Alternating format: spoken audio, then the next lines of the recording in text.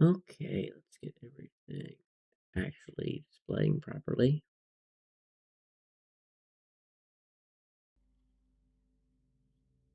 We have application audio.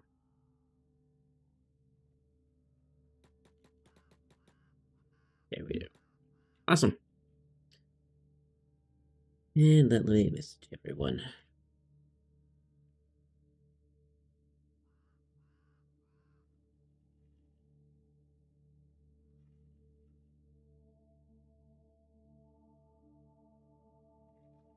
Alrighty.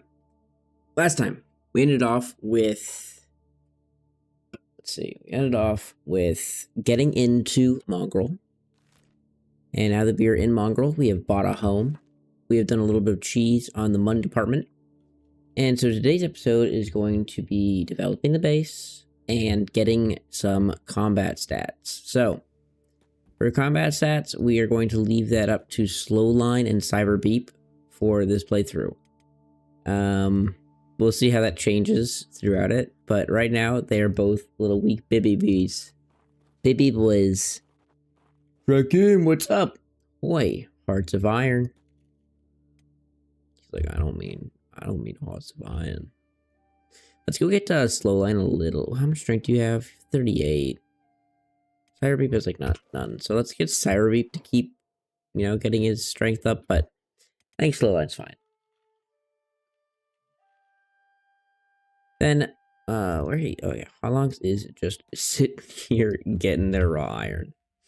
Which you can give to Slowline real quick. And does Slowline really need it?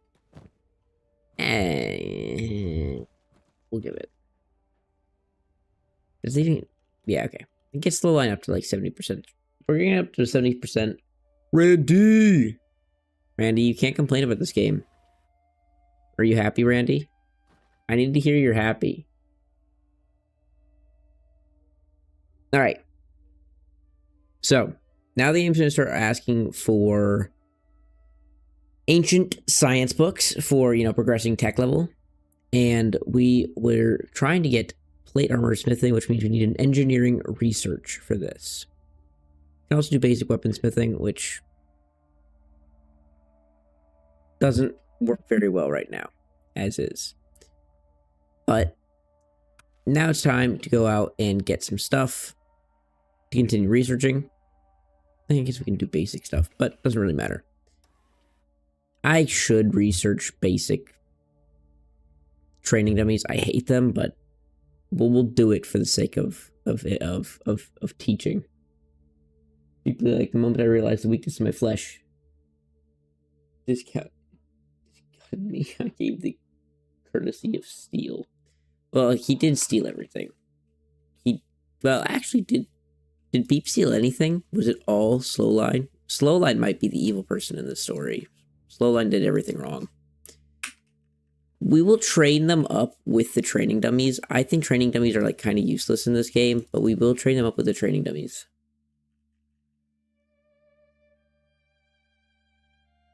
I don't. What are you saying, Randy? Are you saying bad words in other languages? When it's you typing, I don't know what you're saying. Yeah, you're right, Dragon. Like, once you have training dummies, they're like not that bad. They're just really boring.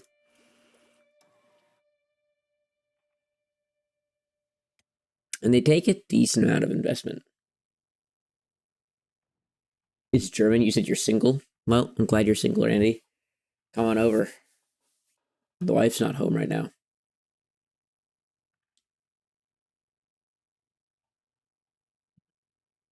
We'll get the regular one, and we'll get Training Dummy 2. And we'll put Criminal John on it. I didn't realize he wasn't even researching. Slowline can loot here. Pick up the rest of the iron. Cyber Beep still walking. Cyber Beep, I need you to walk, my man. Go around and follow this person. Yes. I don't know how to write it, so I reuse my voice. Hell ye, we bingin'. Bring my yogi cards. You like your Yu-Gi-Oh cards or like your yoga cards? What are yogi cards? What the hell? Like Yogi Bear? Are you gonna tell me to not start fires in the woods or something? I'm pretty good at not doing that, as is. I think fires are bad. And you shouldn't start fires in the woods. Am I a good person now? We got iron plates, he'll actually do that, won't he? Alright, let's go buy some iron plates, and then we can build all these lights. Also, I have to start Kenshi all over. Hey, that's the best time. The best time of Kenshi is when you are starting over. I can't afford that. Oh yeah, we are actually broke. What the? Take that real quick. Yeah, thank you. I think I just need 4, right? 1, 2, 3, 4, yeah. Just need 4.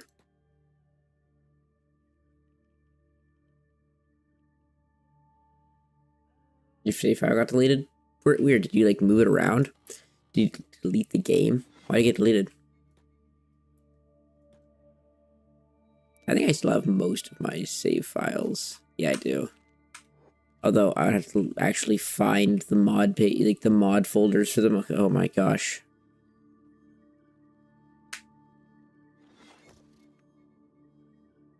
The blue my accent pretty much affects it.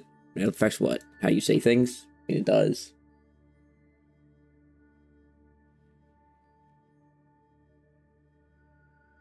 Definitely makes certain things you say sound, you know, I mean, I slur a lot of my words. I speak too fast, so I just start slurring it. Brain insult Kenshi that might have something to do with it. Yeah, that definitely can do something with it, but I don't know. I don't actually know how the, like, I don't know how the files are stored in Kenshi to make it, if it'd be good or bad. Alright, well, we got that. Oh yeah, how do we have the Tier 2 training dummy research? We almost do. Then you can get Tier 3 advanced training dummies, Mark 3. Yes, we can afford it. Which doesn't take long, and then we will build some... What do the training dummies even take to build? I don't actually remember.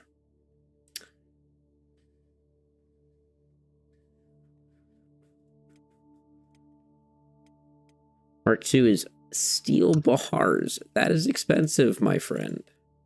That is very expensive.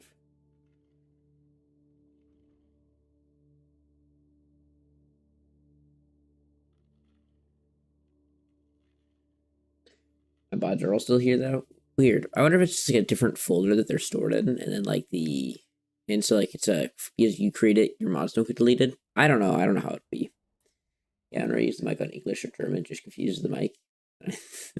Throw random words. Just like I'm just speaking words. Randy, you're a goofball.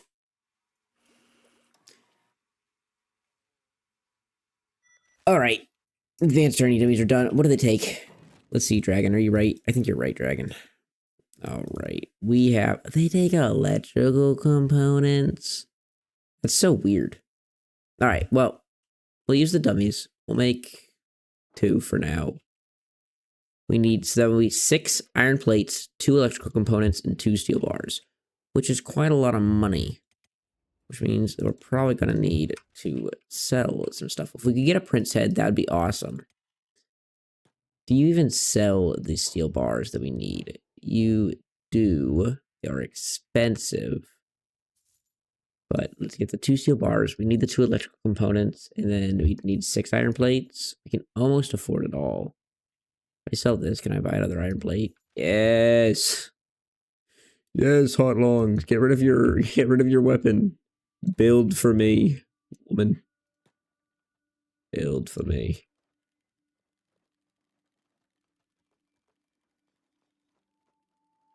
No, I'm a silly Billy. You are a silly Billy. Yeah, it really isn't that bad. Honestly, I thought the resources were worse to get, but not bad at all. We will get Sire Beep. Well, Sire Beep's on an adventure right here. Don't worry about Sire Beep. He's just doing his own thing.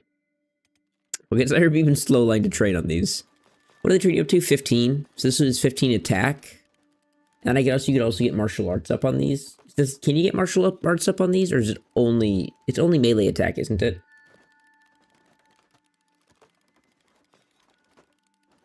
I don't think you can do martial arts on these. I think no matter what you do, you always get... Yeah, okay. Can you train with it? You can. You can with the moldy body on your shoulder. You can train. Well, we'll do this for slow line until he's at 15. It's okay. I guess hot longs you can also train. Hot longs actually is 10 melee attack. So does Crumble John. Crumble Yawn. Can you research that's just free? Sure. Just research things that are free to research, I guess. Corpse disposal, the most useless thing ever, but we'll get it all. And then hot longs can just do that. Look at our place. It's so beautiful. It's glowing. There's lights. There's training dummies now. Syra Beep is Syra beeping. You know, honestly, Mongrel does really well for itself. For how many like enemies it has to deal with, like guards here are pretty goated. I don't like it you're standing here anymore, but it's okay. What's Syra Beep up to? 18 strength. Dude, his toughness is great. His toughness is great. We just need to get him some armor, get him some attack, and then I don't think either of them have weapons, so we'll need to get the weapons as well. Well, I guess, no, Slow Line does have a good weapon. Beep has a staff. Hot longs is nothing because we just sold it. Yeah, okay. That's all fair and dandy. I guess this is training.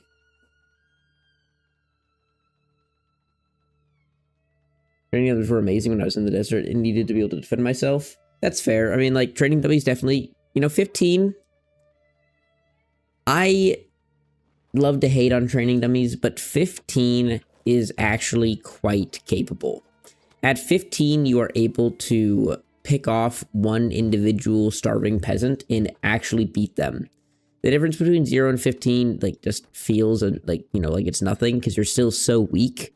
But it is more notable, and I should give it more credit than I do. Especially if you can get a weapon that, you know, is giving you bonus to attack. Like, you actually get pretty high attack early on, and against, like, low melee defense people, you're going to pretty much always be landing hits, and so you'll usually just win conflicts. Because everyone has, like, dexterity early game, everyone has such low numbers of dexterity that dexterity doesn't really do much. Like, it's very, very important, but it's not going to be the decider of battles early game. And the Syra Beep is useless in the melee attack department. That's okay. We don't need him to be strong yet in the melee attack department. Syra Beep has got to grow his strength, which honestly, his strength though, he has a KLR arm, doesn't he? So he has a Dex arm and a KLR arm. So he does have 10% bonus strength and a lot bonus dex. So his dex will actually like scale really, really well. All right. Once the line gets up to 15, he actually has really good strength. He doesn't have the toughness. This is like an incredibly early Syra Beep. I do want to get him armor and gears that he is, means we need money. So, Syra Beep, we're going to have you start going and collecting from the drill. I don't know how he still has 7 building materials. We bought those for something, but I could honestly just sell them back. I don't really care. Crumble John, you're out of work again. It's okay, Crumble John. I mean, we could store them, but then, I mean, yeah, whatever. I'll build the storage thing for it. Storage for building materials. You're big and bulky, and you're going to be in my house.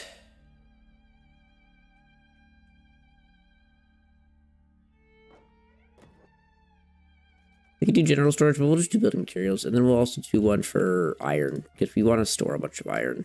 Then we can just bulk sell it. Also, we are going to want a big storage of iron, because we're going to try and get plate beating materials. Can you make building materials in the city? You can't, right? Because the only way of building materials is the, like, refinery thing. And that can only be placed outside, so you cannot build building materials inside of a city. Cities are so... I never really build bases inside of cities, but they really are just so limited. You do not have many options. How's Hot Lungs doing? 12 in melee attack, and you are up to almost 12 as well. Wowzers. Look at him go. I wonder if he... yeah, I mean, he must train his attack faster, because he's still at 0.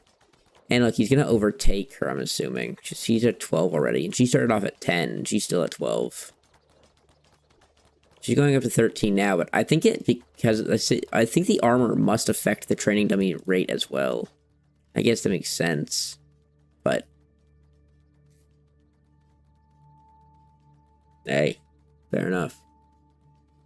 Cyber Beep is in here. We can go sell with him. Does dedicated building material? I think it's not worth it, but it's a bit safer. Yeah, I mean, you just can't do... you're much more limited. You can't do a bunch of the things you can do, which means I really don't care about building materials. I am going to sell all of this. I'm just going to sell all of this, because we need money. We need lots of money. For a while. All we really need is money and iron. Let me dismantle this, and let me build a... we will build storage for raw material iron ore. We probably want 2 of these, because we're going to want a lot of iron for plate beating stations. Which means we need plate beating storage, which I think is fine.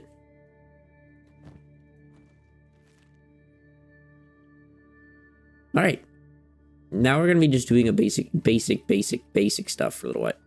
And then we're going to do some Fogman trading. And then we are going to venture out...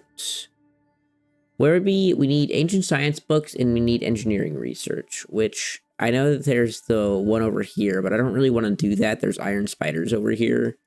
Kind of scary. I think we might try and travel up north once we're strong enough to fight Fogman. Go and get Burn and name him Burnt. And I think that there is ancient science books. I'm not sure about engineering research, but over here. And in worst case, we can also travel and buy some ancient science. But we'll figure it out. We'll make it roll and work. Slow line's probably decently capable. Once he gets to 15 melee attack. Let's see, what do the other training dummies even do? There's assassin, which I don't care. Thieving, I don't care. Lockpicking, I don't care. Alright, yeah. So this is going to be the one we care about. My boy, you're going to need a lot of gear. So we're going to probably want to get some prince heads. That's probably going to be our goal after we get slow line trained up. Is just going to be getting him some princes so we can get just a little bit bigger and better economy. And so let's go look for some princes. If we ever spot them, they are going to be a big payday. Do you have a staff on you? Is that what you have? I have an iron stick, which I guess she can take, because she still does need a weapon. Alright. The days of playing Kenshi. It's slow at times. Modless Kenshi is also wild. Although I did add removed weather effects. I did add that back on. I just couldn't deal with the rain. So we got reduced weather effects, which just pretty much removes all of the weather effects. So much better.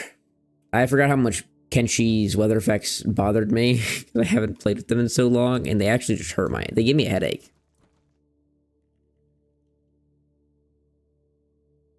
It's not performance or anything like that. It literally gives me a headache to play with them. It's so hard. It is so hard. I also gonna change the tune of this a little bit. With how stream kind of just goes. We're gonna try and just play through a very basic traditional campaign all the way through. And I want to try and complete a little bit of everything. What's this take? Did it take an iron plate? Oh, it takes an iron plate on the building material. I'm so stupid. Gosh dang it, man. Sometimes I'm not very smart. Hey, let me talk to you. Sometimes, man. Do we need another one of these shirts? Yes, we do. So I will keep it. Okay, let's go build this. Let's give Hot Longs also the shirt. Hot Longs, do you want a shirt? We have a ton of negatives on... There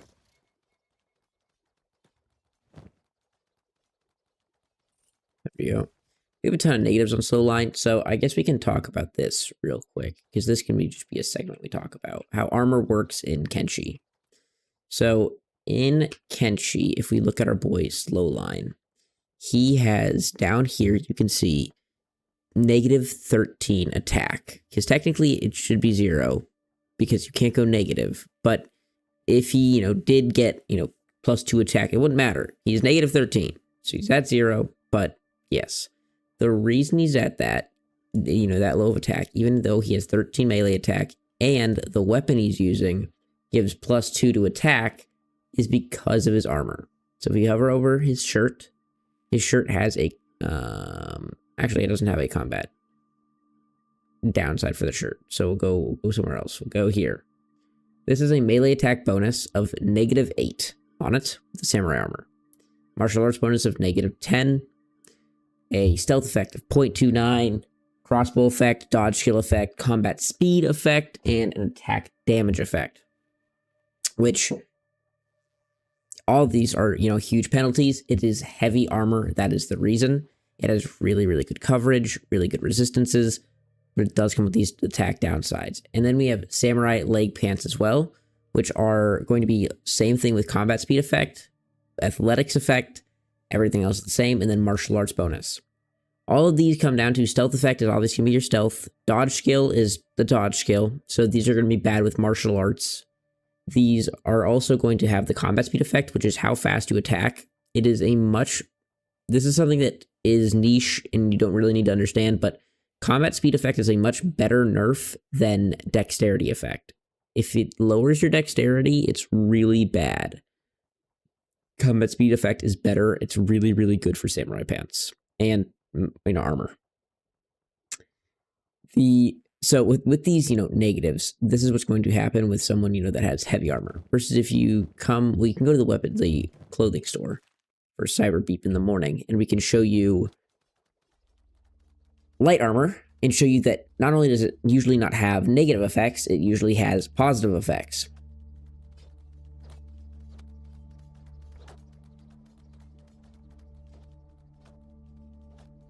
Crumble John is just staring over.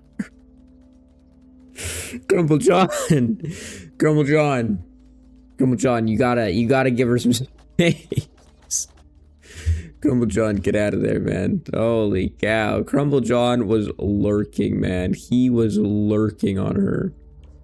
Oh, we're almost up to 15 attack, which is gonna be so nice. Hot Longs, are you up to 15 attack yet? No, you're not. Honestly, Hot Longs, go and loot that. And Cyber Beep, you can go ahead and get onto the training dummy. Oop. And then Slow Line. I want you to loot this again. Slow Line, I want you to go sell your stuff. We're gonna reduce Slow Line speed back to normal.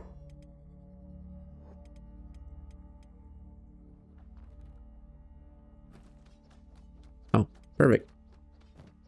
They just deposited it in there. Actually, I'm pretty okay with that. We need some food. We are out of food. So let's go get some food. Let us build a storage, a food box, food store.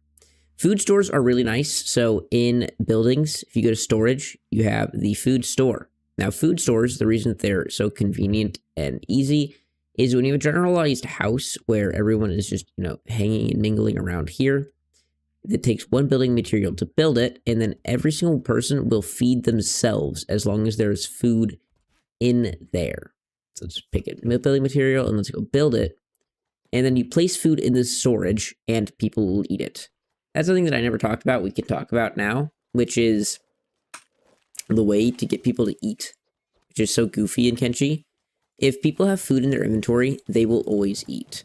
But if you want to have one person that carries all of the food, it can't be in their inventory. It must be in a backpack. Crew people that are around them like where Slowline is, everyone would be able to eat. They eat from the backpack. They can't eat out of the inventory, only the backpack. So if I go to this bar real quick, and we walk in and we go, yo, I want to buy some food. Hello. Yeah, show me your food. We will buy a couple food cubes. And we will put the food cubes in our inventory.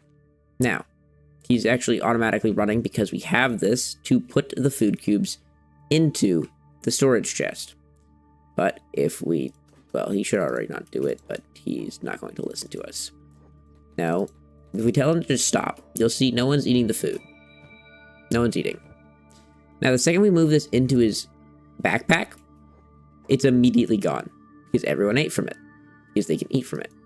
Now, if we go and put it in the storage chest right here, in resume time, people can also eat from here. So now if anyone's hungry, which I don't think anyone is, I think everyone just ate, they will now be able to go to this storage chest and grab food from there. Alright, well, let's now go start getting Slowline some experience. I think there's a few good ways of getting experience. We're going to start with taking off his backpack so that he has no combat penalties. And actually, real quick before we do that, let's go trade with Cyberbeep. Give him his robotic parakeet. There you go, buddy. And then we'll take off our backpack. Probably want to go buy some food as well. And we are going to have Crumbled John accompany Slowline. There's a setting to disable backpack feeding as well. Interesting. I guess, yes, you could, I feel like that has such a niche use case, but I didn't even know that was a thing. So yeah, I guess it's just an AI behavior. I guess you could do that. That's so funny.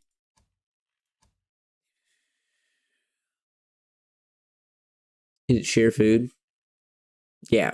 Okay, so the share food setting you can turn off eating for the backpack. Which I didn't even know, but hey. I guess on this note, we can also go over the AI menu. You can tell your AI to do certain things. The really annoying ones, you don't really have to mess with this. It's pretty much on default good. But the annoying ones that I find are sit when idle. If you like doing decorations like porta potties and stuff like this, sit when idle can be a lifesaver, just turning it off. Because if you have like a big base and you like put porta potties in a funny place, or like chairs or benches or stuff like this, it can be nice if you have a bunch of people and you're playing the game much more slow and atmospherically, because they'll sit down automatically and you can get some like animation mods to have them like start sipping stuff, and that's very enjoyable. But if you're just trying to like, you know, play the game and you don't really care about like the atmosphere or building the base, disabling this is really nice. It'll stop them and make them just not do anything when they're idle. They just stand still. Shoot first, ask questions later can be really useful. It's not that they're just going to shoot at anything, but it says, you know, your turrets will shoot at any potentially dangerous but neutral targets, such as wild animals or bandits, without waiting for them to attack the base first. This means like any faction that you are automatically going to fight with, if you are aggroed upon them, your people, when they are able to aggro, they will just shoot them. It's great. It also reduces hunger. But reduces hunger.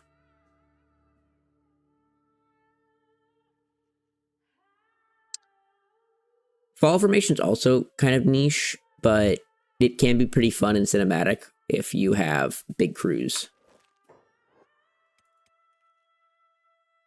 All right, let's take Slowline out and like let's get him training Fogman. So, Slowline, Crumble John, oh my boys. Let's go to Hotlongs real quick. Trade with Hotlongs. Hotlongs, boop boop. Hotlongs. Come over here real quick and buy some meds. Hello, do you have medicine for me? Medicina? That's not great, but I'll take it. We'll also buy this. I can't afford that, so we won't buy that. I take it back. So, the way that I like to train, if you're doing it on the outskirts of Mongrel or a city like this, and this is applicable to, like, you know, if you're not in the city, if you're out in the middle of the woods or whatever, the way that I think, like, the easiest, most basic way of training early game is just having someone sit here, go into sneak, if you're out in the middle of the, I'm in a city, so it doesn't actually matter. But we're just going to sit here, and you need to make sure that they're on passive and or hold or something that's going to make them not just run out there. And then I'll take slow line. And now with having a person that can just run over and pick them up, generally pretty safe from anything. So we're just going to have Crumble John sit here. Slow line can venture out, and he is completely safe from everything. He's not, but that's how I like to think. It makes me feel better. So what he's going to do is we're going to look for, in a place like Mongrel, we're going to look for one Fogman that we can, attack. You see this Fogman? If we go to 1x speed. Yeah, you have to move for stealth leveling, but I don't really like stealth leveling. We'll talk about how to level it, but stealth leveling is just broken. So if you watch this Fogman, he actually doesn't have, any aggro. He's not aggro to us. However, if I tell Slowline to attack this target, you see how he gets aggro to us? This mechanic can be used to, lure in tons of enemies. The way that it works is just, if you aggro onto an enemy, they are going to see that you're aggroed and usually run at you aggroed. You can tell what they're going to do by their goal, which is right now it's attacking others. Right now his goal is to attack me. But they'll usually say like following leader or something of the sort, or just wandering or patrolling. If they are the leader, like they're the starving bandits, the ones that have the shoes, they are the leader. If you attack the leader, every single one of them will aggro to you. Not just one, every single one of them. So be careful. Now, because it's just one Fogman, you want to find like weak enemies like this, because you'll see that the Fogman has 11 attack, 11 defense, minus because of its stuff, and then, some dexterity, some toughness, some strength. It's stronger than us. But technically it's not stronger than us. We have higher strength. But it's more capable in battle than us. But we have much better gear. So it should be a pretty even fight. We should beat it purely just because of gear and HP. He'll do so much less damage. But even if we didn't, we have Crumble John right over here to run out and pick us up and save us. And so now we just play it and we see how it goes. Also, I'll note this. I took off my backpack because backpacks have -5 to combat skills. And then they give you combat speed effects. They're going to make you just weaker in combat. You can use this to, artificially inflate your training. But for now, where we're trying to actually just win so we can get more combat in, we're not going to do it. So, boom, boom, boom. We're really close. So, right now we actually just have the guards running out to help us. So they're going to kill him immediately.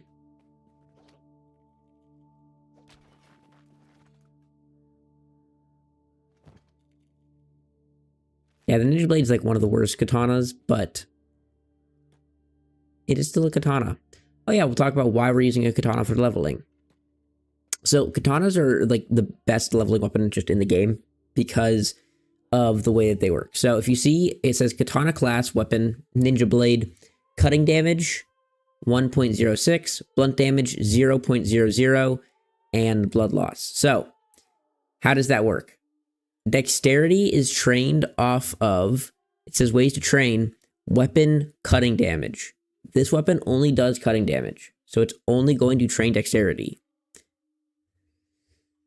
which is just insane. So dexterity is really, really useful because it's your weapon's attack speed. So you want a light weapon that has high cutting damage, and this is a light weapon. It weighs 1 kilogram, and it has cutting damage exclusively. So it is the best. Just great leveling weapon. All katanas are pretty just great for leveling. Toppers are worse, but any katana will be fine. You just want to be getting high cut damage. Emmett! What's up? Well, we have someone being eaten alive over here, which we're not very intrigued in partaking in. We would like to keep our fleshy limbs. We have Cyber Beep. Cyber Beep can represent the mechanical people in town. We're getting a little bit far from town, so I'm going to run back. I just don't want to be too dangerous. Oh, there we go. We got a Fogman chasing us now. Because we're so close to the city, I don't want everyone to just run over and help. So I am actually going to just take this guy on this far out of the city, but we should be pretty good. So you'll see that, like, as we fight him, our melee attack doesn't just, scale. It's on hits. Even if he blocks them, we're still going to get experience for our melee attack As you can see, even when he's blocking and we're not doing damage to him, it is still increasing its level. So with this, with having really low stats, you level up really quickly.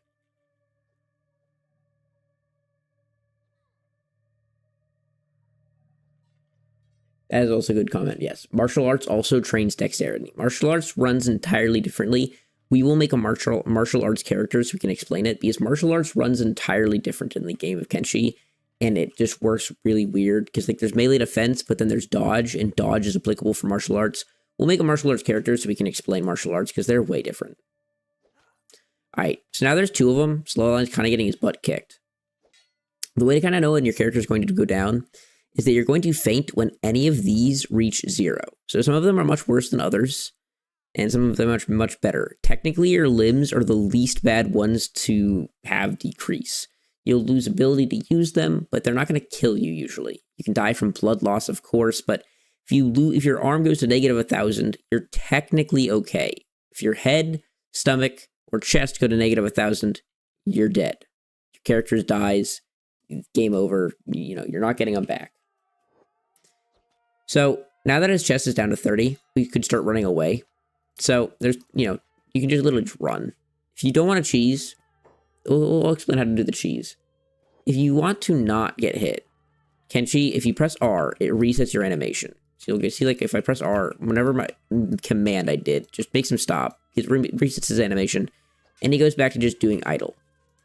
It's kind of goofy, but the way that you can just avoid always getting hit is just pressing R and turning around every once in a while when they're getting close to you. It'll cause them to start an attack animation, and then, they just won't attack you. We don't need that because we're fast enough and yada yada. You also can argue it kind of breaks the game. So we'll just have Slowline run away and bring him closer and closer to the guards. And it wasn't a ton of training, but he went up to 15 melee attack. He got a little bit stronger. And once we get closer to the guards and the guards will aggro, we can just start fighting him again. Continue getting our experience. The guards might not actually aggro until we go down, which is totally fine. We can just have Crumble John come, pick us up, but...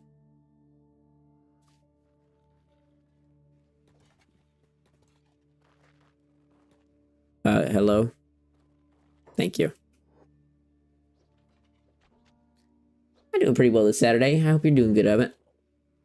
We also haven't found a prince yet. Hey, we got a successful hit. Alright, let's have Slowline heal himself. And then let's have Slowline also go back and lay in a bed.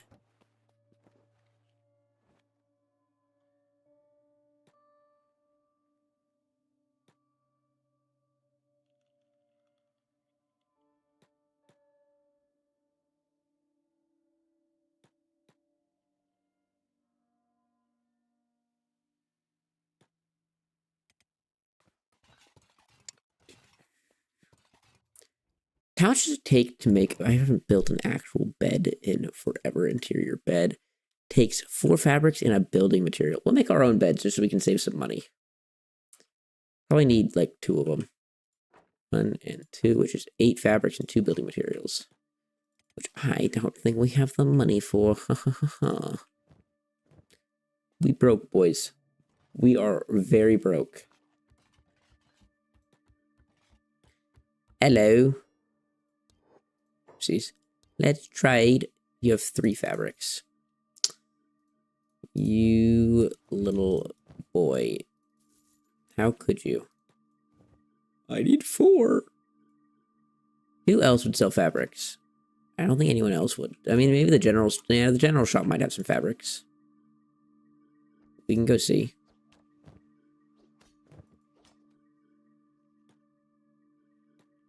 What's Cyberbeep at? Cyberbeep's at 12. We need to get Cyberbeep some gear, though. Cyberbeep kinda not it, as of right now. Colonel John, would you come and look at this general store and just tell me if they have fabrics? We need 5. There's 4 at least. It's better than nothing, but not entirely what we wanted. It's a bed, at least. I guess Slowline can lay in that bed and rest up. We just need 1 more fabric, and we have both the beds, then. And everyone's getting a little bit more trained up. We're doing good. the traditional slow baby Kenshi start. The nice thing about doing like this way is you do get your toughness incredibly high without actually having to train it yourself.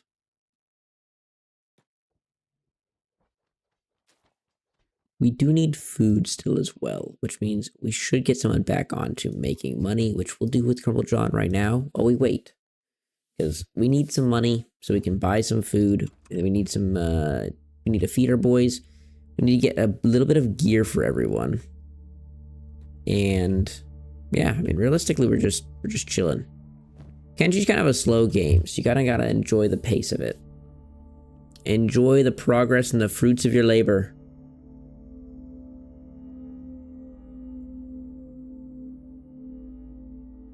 The fruits of your labor. It is beautiful. Now that we have this storage container, this is a goofy thing that the game does, but it is nice.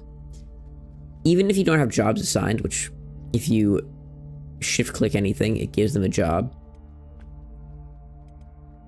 And if you don't even have a job assigned, if you have like materials thing, like this is dedicated to raw iron. If your character has just raw iron in their inventory, they will go and pick up that raw. They'll go put it in this chest, which is nice. It automates some stuff. Sometimes it's very annoying, but usually it's rather nice.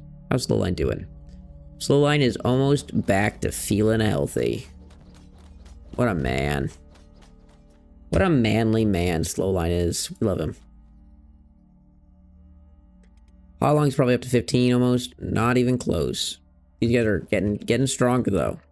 Which means we're also going to need to throw Crumble John onto the Cookinator and let Crumble John cook with his, his fighting strength. Cyber Beep and like Hotlong seem like they're meant for each other, but I don't really know. I don't know about everyone else. We're gonna leave it. We're just gonna believe in Slowline to be okay out in the darkness. He has his warning bell of, hey, I will mess you up if you come near me. Which should hopefully actually attract more enemies, which will be nice. Hey, look, there's a group of fogmen we can get our butt kicked by. Is there a prince? Nope, these are some warriors. Nope. That is a prince. Yes. Let's lure the prince to the gate. All right. Frog princes. Fog princes are awesome. There's a few ways of detecting them. Obviously, their head shape. They have the prince head instead of a worker's or a warrior's. If you click on them, it'll just say Fog Prince. But the reason Fog Princes are so nice is that when you kill them, you can take their head, which sells for, I think it's 6,000 cats. Maybe it's 3,000 cats. It's a lot of money. We're about to find out how much it exactly is. Now, obviously, Frog Princes do not roll around by themselves. They roll around with a whole crew. And as you can see, these warriors are much better than that one random worker drone that we found. They have much better stats, and they'd kick our butt. But that's why you can lure them to the city. This is like one of the best ways of making money early game if you can actually find Fog Princes. Sometimes they can be annoying to find, and sometimes you'll find like 6 or 7 of them. The easiest way of identifying Fog Princes, if they're ever like just around the outskirts of the city fighting, is that we'll see it when we hit them. They have bright like neon green blood. Right there. If you notice, when we hit the other ones, they don't bleed like that. They leave this like dull, gross look. This bright green is only Fog Princes. So if you ever see this, you know that a Fog Prince is around, just look for their body, and boom. You'll get a big reward. Yeah, then you loot it right here. So yeah, it's worth 6,000 cats, and boom. They also have a ninja blade, which is nice. Like, I mean, if you're looking for like an early game training weapon, it's completely free and they're just going to have it, which is really, really nice. Also, it kills them. We can talk about that as well. When you loot an enemy, nothing happens. You can't kill someone that's on the ground. When they're on the ground, like this guy, we killed him. He's dead. He's an anomaly. Most characters, like these this guy says dying. We can't affect this. We could stop it. We could first aid him so that he stops dying. We can't directly kill him just out of choice. That is only different with animals. With animals, write that down. With animals, you can just kill them by taking any of their like parts that would kill them. Like, you know, if it's a pack bowl, if you take the backpack off of it, it's fine. But if you take the meat out of its inventory, that it is it, you're killing it. You're butchering it. This thing, because it had the Fog Prince head, when you remove its head, it doesn't stay alive, which I guess we should be thankful of. Alrighty. Let's go sell that and buy some food. Think about how much food that would be. It's gonna be tasty.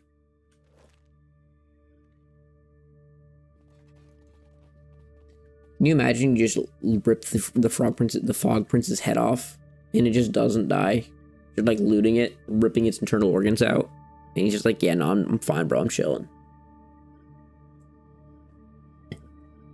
Some of the items you remove from their inventory to like kill them are kind of goofy. Because like you rip a claw off a spider or something, and it's like, that is insufferable pain. I'm dead.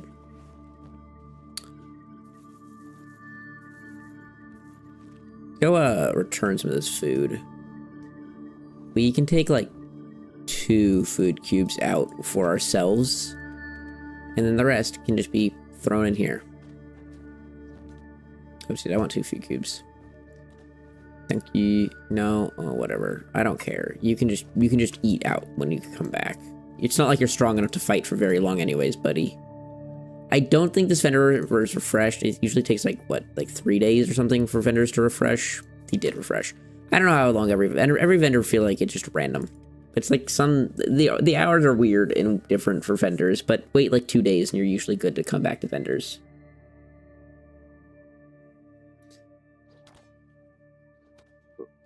I always play with mods that change it, so it's very hard to actually remember. Now that I'm like coming back, I'm realizing how much I actually have changed with mods. I'm like, man, what even is Kenshi? Hot launcher still at a 14. Come on. And look, another bed's done. Beautiful. Uncle John, go get me some more iron. Soon we're going to need to set out in search of better loot, a brighter future. And we're going to get cooked when we do.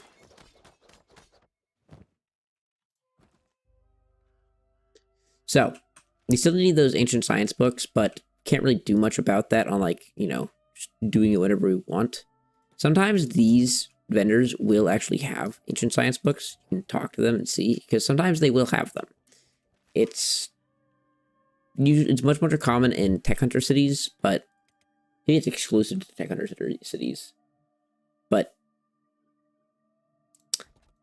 you can always check them, ask. The general goods store, not a bad place to hit up for just whatever you might need. I mean, it says general goods. It is actually just general goods. It can be everything and anything. Except for good stuff. Hey, we good, my robot friend? I haven't robbed you in a while. Refriend? You're not welcome here. Aw, that's mean, bro. I thought we'd be friends by now. He does not like me. What did I ever do to him? He's acting like I stole from him a bunch. Hey, look. We have a random mercenary fighting a ton of these guys. It's always good to like look in these piles and see if you see any princes, but we don't see no princes. Which means I am totally down to fight in this. It's a big old mosh pit.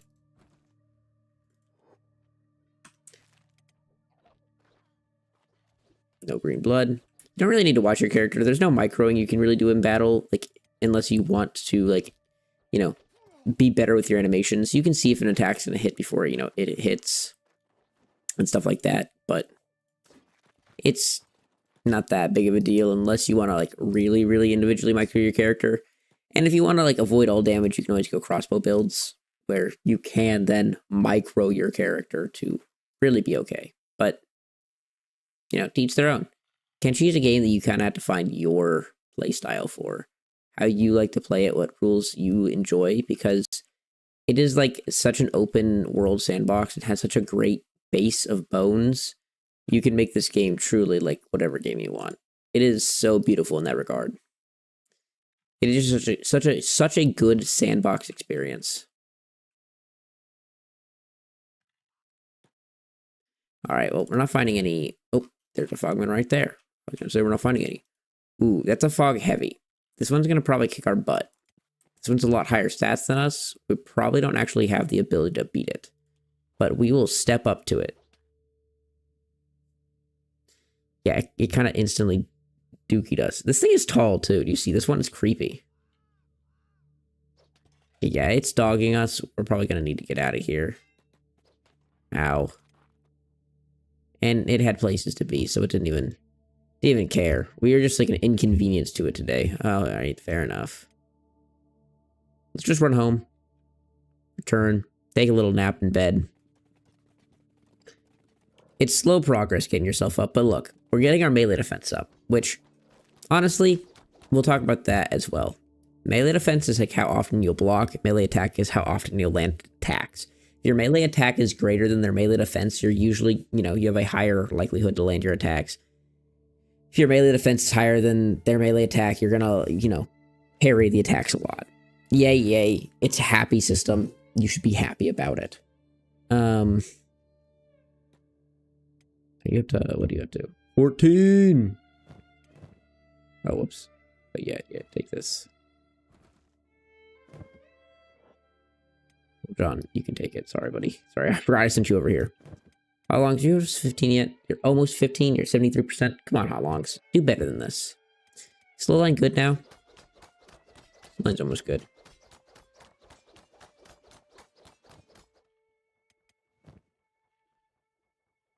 Man.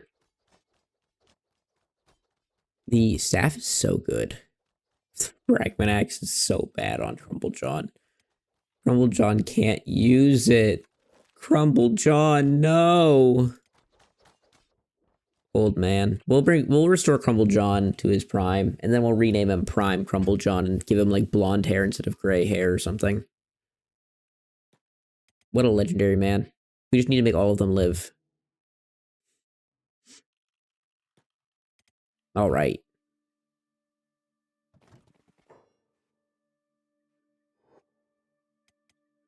You're back out into this world. So, with melee defense being super, super good in combat, I mean, we need our toughness up. We need our melee defense up. A great way of training melee defense is using block. You'll block a lot more. It gives you plus 20 to defense. Right here, if you toggle over, it says, when defensive mode, the character will focus purely on staying alive and will gain 20 to his melee defense. However, you will not attempt to make any attacks. Your character won't fight back, but you will block, which honestly is all you need to do some of the time. Staying alive when, like, for your weaker characters, when you have stronger characters, is super, super nice. So you can leave characters unblocked that way when they don't have great attack and they're just weak, and have your other people carry them. You can also just use it to train, because you'll get a lot more blocking off. Don't have to do it this way. It is just a way to train. So we'll show how useful it can be. Why is this guy just dead here? What happened to you, my friend? You're completely fine by your stomach. Someone caved your stomach in. That poor man. That poor, poor Fogman. Now, I kind of miss the Expedition 33 soundtrack at times. I've been listening to it, like, every other day, and I'm like, man, this soundtrack was just so good. This fog camp's wiped out. Man, we're doing good against the Fogman out here. Oh. Oh. Oh, I take it back. Oh. So, don't worry, when he gets surrounded by Fogmen like this, they're kind of goofy. They'll usually let you through. Only a couple of them will hit you. This is the nice thing about wearing heavy armor, is that, like, you can take a lot of hits even early game. Toughness reduces the amount of damage you take, but don't worry about it. When you have good armor, you're pretty capable. Now that we have our friends here, we'll actually start fighting back. And, we're in block stance. When we have a bunch of people helping us, I don't really feel like there's much of a point in staying in block stance. I think you're kind of just okay. But yeah, there you go. We just took out a bunch of them. Really, not very, very, good for training doing it this way. Fogmen are, like, okay for training, but I definitely prefer doing it on starving peasants. For a few reasons. They're much less dangerous in the fact that they won't kill you. Oh yeah, we can talk about that. Lethal and non-lethal enemies. There is lethal enemies in this game that will kill you. If you lose to them, you are dead. And there is generally non-lethal. Every enemy in the game can kill you. I mean, you can just bleed out. You can have like there can be a bunch of reasons why anything happens to you, but every enemy can, have the chance of killing you. And because of this, you need to know which ones are much more lethal and which ones are less lethal in a game like Kenshi where it's very, very punishing. So generally, animals are going to eat you. They're going to kill you. And animals are, so, that makes animals, even if they are not on paper the hardest enemies in the game, they're always scary and you should always care about them. Because even late game, if you're weakened and an animal jumps you, it will eat you and you will die. Which is terrible. You don't want to die. Then there is, with the exception of skeletons, if you are a skeleton or a robot, they don't eat you.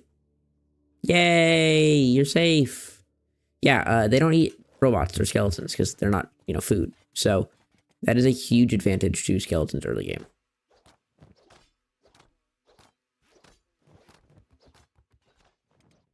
All right.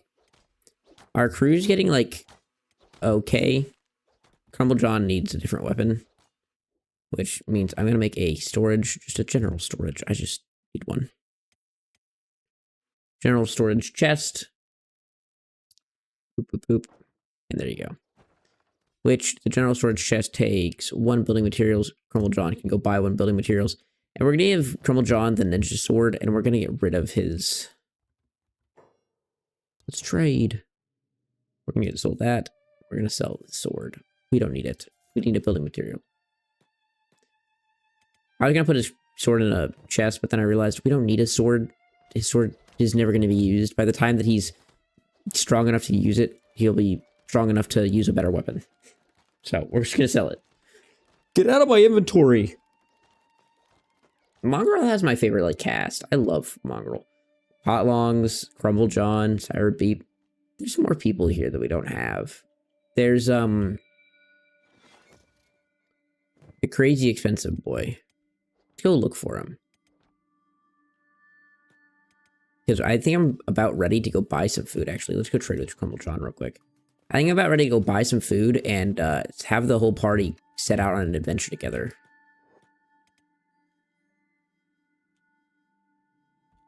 There's a mythical man that we're missing that we haven't found yet.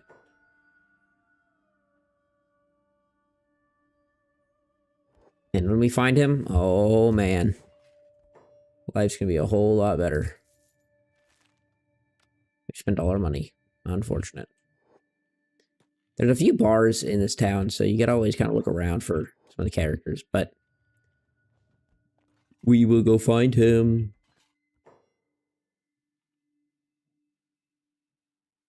Nope, nope, nope, nope, nope. We got a bunch of random people in here. Bunch of moo, ribs, thoke. Bunch of random mongrels. Sometimes recruiting people can be pretty boring, but there is really, really fun, unique characters. Trike. There he is. Infinite Wing Wang. Infinite Wing Wang is a bit of a baller. I mean, you want to fight? Infinite Wing Wang is for hire, so hire him. Leap on this rare and valuable opportunity. How much? Infinite Wing Wang is no small purchase. 100,000 cats. Yeah, so he wants 100,000. And, yeah. So, let's see. 5,000? Well, we can't afford him. Turns out he's expensive. And I mean, very expensive. So it's back to training time. That's okay. Infinite Wing Wang, kind of crazy. By kind of crazy, I mean, he's not that crazy. He's not that strong. But we can hope. We can have a dream. One man's dream. Another man's treasure. Alright. Let's have you drop this body. And take off your backpack. Nope, you already have your backpack off. Never mind. So you take off that. And you take off that. You put that back on. Take off that. There. So we're going to go like this. And we're going to take out... Actually, you can put it back on your backpack. We're going to take out all of this iron. We're going to go sell it all. Yay! Selling iron. We love it. Colonel John is actually actively breaking his back right now to sell this iron. And we respect him for it. Sell all of it. Yay. We got like $6,000 for that. That's money. Can't say no to money. So, now with this money, we are going to go on an adventure. This adventure is going to be dangerous, and most likely, not everyone will come home. I'm just keeping it 100 with you guys. Someone is probably going to die. So, when the inevitable moment comes, who do we want to let die? Like, who wants to take that torch? I think it's got to be Hot Longs. I think that, like, Hot Longs is the obvious answer. We all agree? We're all in agreement? All right. When the time comes, it's Hot Longs that will die. So, now that it's time for this adventure, let us go north into Burns territory. Let's see. Your inventory is fine. Slow line. Actually, before we go... Crap, they just closed, didn't they?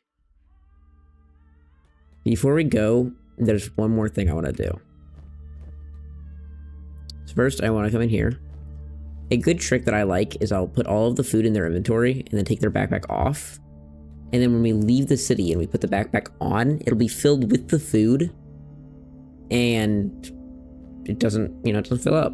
They don't put it back, because if I put it back on, you'll see who runs over there. If I take it off, he just chills. And then once we leave the city and he's out of range of like this, these are like circles. They're like you can't see my side of my house, but they're like pretty much a circle. You can think of it like a radius around it. If they're in that radius, they'll bring the food to it and drop it off. If they're out of that, they don't care. So you just gotta get far enough away, which isn't that hard to do. So we'll go do that. We're gonna wait until the morning because I want to go buy a big backpack. While we're doing this, we can go and be getting iron, more of it. More. I need more. Oh, food. Food is pretty heavy though. Like, you watch, even without the iron, like, food is heavy.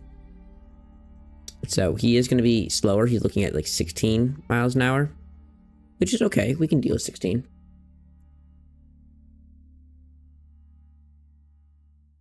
Shops typically open up at 6. So we're right now at 3. They'll typically open up at 6. And then they close pretty late. I don't know like their exact closing time, but they close pretty late. Ooh, another nice thing. When you're in cities, you actually don't rely on, like, you don't have to build your own power. They will have their own power. You can build some power sources and you can build battery banks, but the city themselves will have power. Whereas if you don't have, you know, if you're not in a city, you will need to build like a windmill and wind generators to be able to have power, or be able to burn crops into fuel like hash and get fuel that way. So right now we're going to go through here, and then we're going to go into the swamp. This is an incredibly dangerous path that if you're very early or new to this game, I would try and avoid Mongrel, and instead I would spend all of your time around Squin and just adventure out from Squin further and further. This middle swamp is a really, really hard area to get through, but it can be really fun and challenging. So when you want a challenge, go this way. And if you don't want a challenge, I recommend heading over to this way station and traveling around this way station. There's a bunch of animals here that are generally pretty okay to fight. If you are only humans, you can travel around this strip, and there's raptors, and the raptors are going to be great to train off of.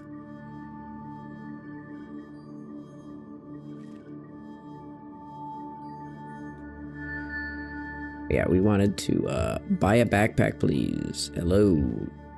I will take that big backpack, please. Thank you, my friend. Thank you, sir. Alright, give me those tools back, actually, sir. My bad. I did not mean to sell you them. Alright.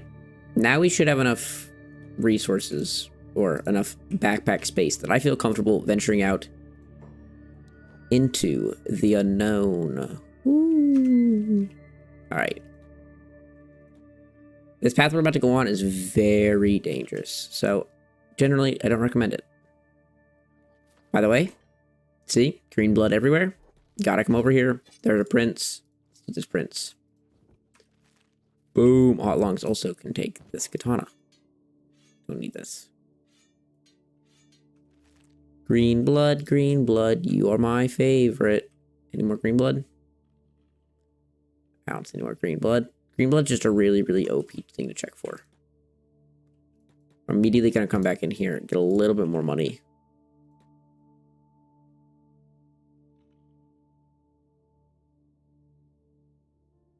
Let's go. Infinite Wing. Oh, actually, we can go back and talk to Infinite Wingman real quick. Oh, you can't afford that. We got a brokey alert. Brokey. We don't have any actual loot for our boys, but we'll get that squared away in a second. Infinite Wing Wang.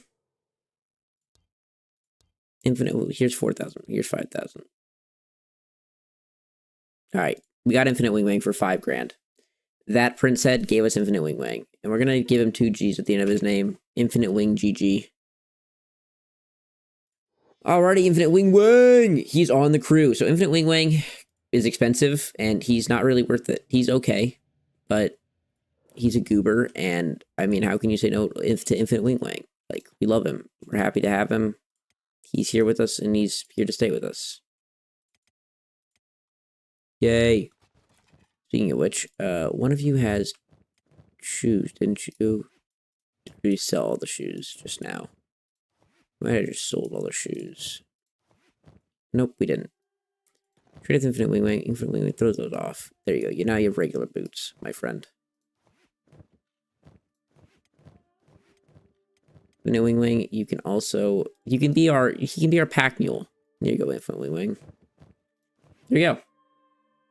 So now we got the crew. This is the mongrel crew. We got Sire Beep, got Crumble Drum, Infinite Wing Wang, and Hot Longs. Actually, it is legitimately the mongrel crew. They're all from Mongrel. Other than Slowline, which is our starting character. And I mean, look at that mustache. That's immaculate. And I don't want to hear anything else. So, we're about to set off on a very, very dangerous journey. This is risky. But, I think we can do this. Whenever you're going, like, this, Kenshi can be so punishing. If you do not want to be save scumming all the time, if you want to save scum, that's totally fine, by the way. I think that there's nothing wrong with it. But, if you want to try to avoid it, I recommend not, like, trying to avoid high game speed. High game speed is just so easy to get you into a position where it's just, no matter what you do, you're just cooked.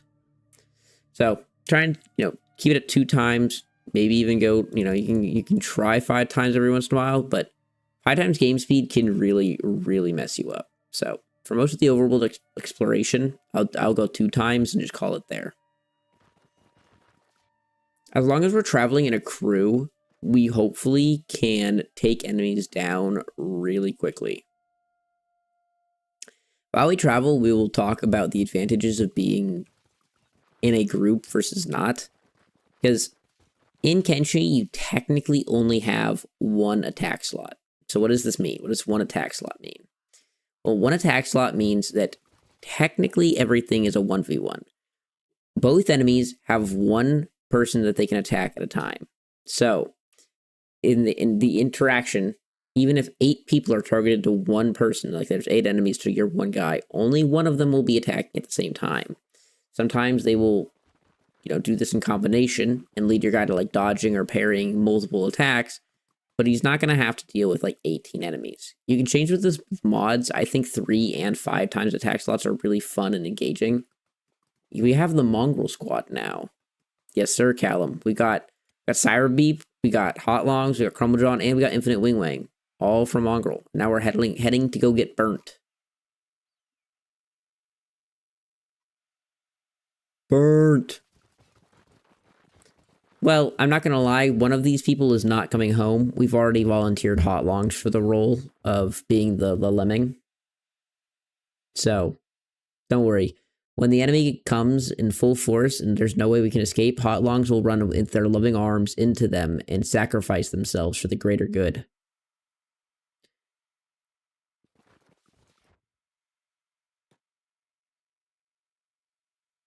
Then they'll All you have to do is distract you with economics or politics. Yeah, someone on the last stream commented that they were very unhappy that we talked about politics and not enough about the game. They left a very upset comment.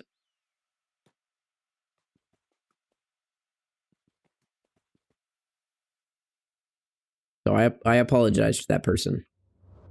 I am trying to talk more about the game today in their honor. Because he's right. I mean, I honestly need to play a few like days of Kenshi. So we're gonna stream Kenshi for like a week. Because I need to play more Kenshi. Also, what's it called? What's that game called? Arc Raiders.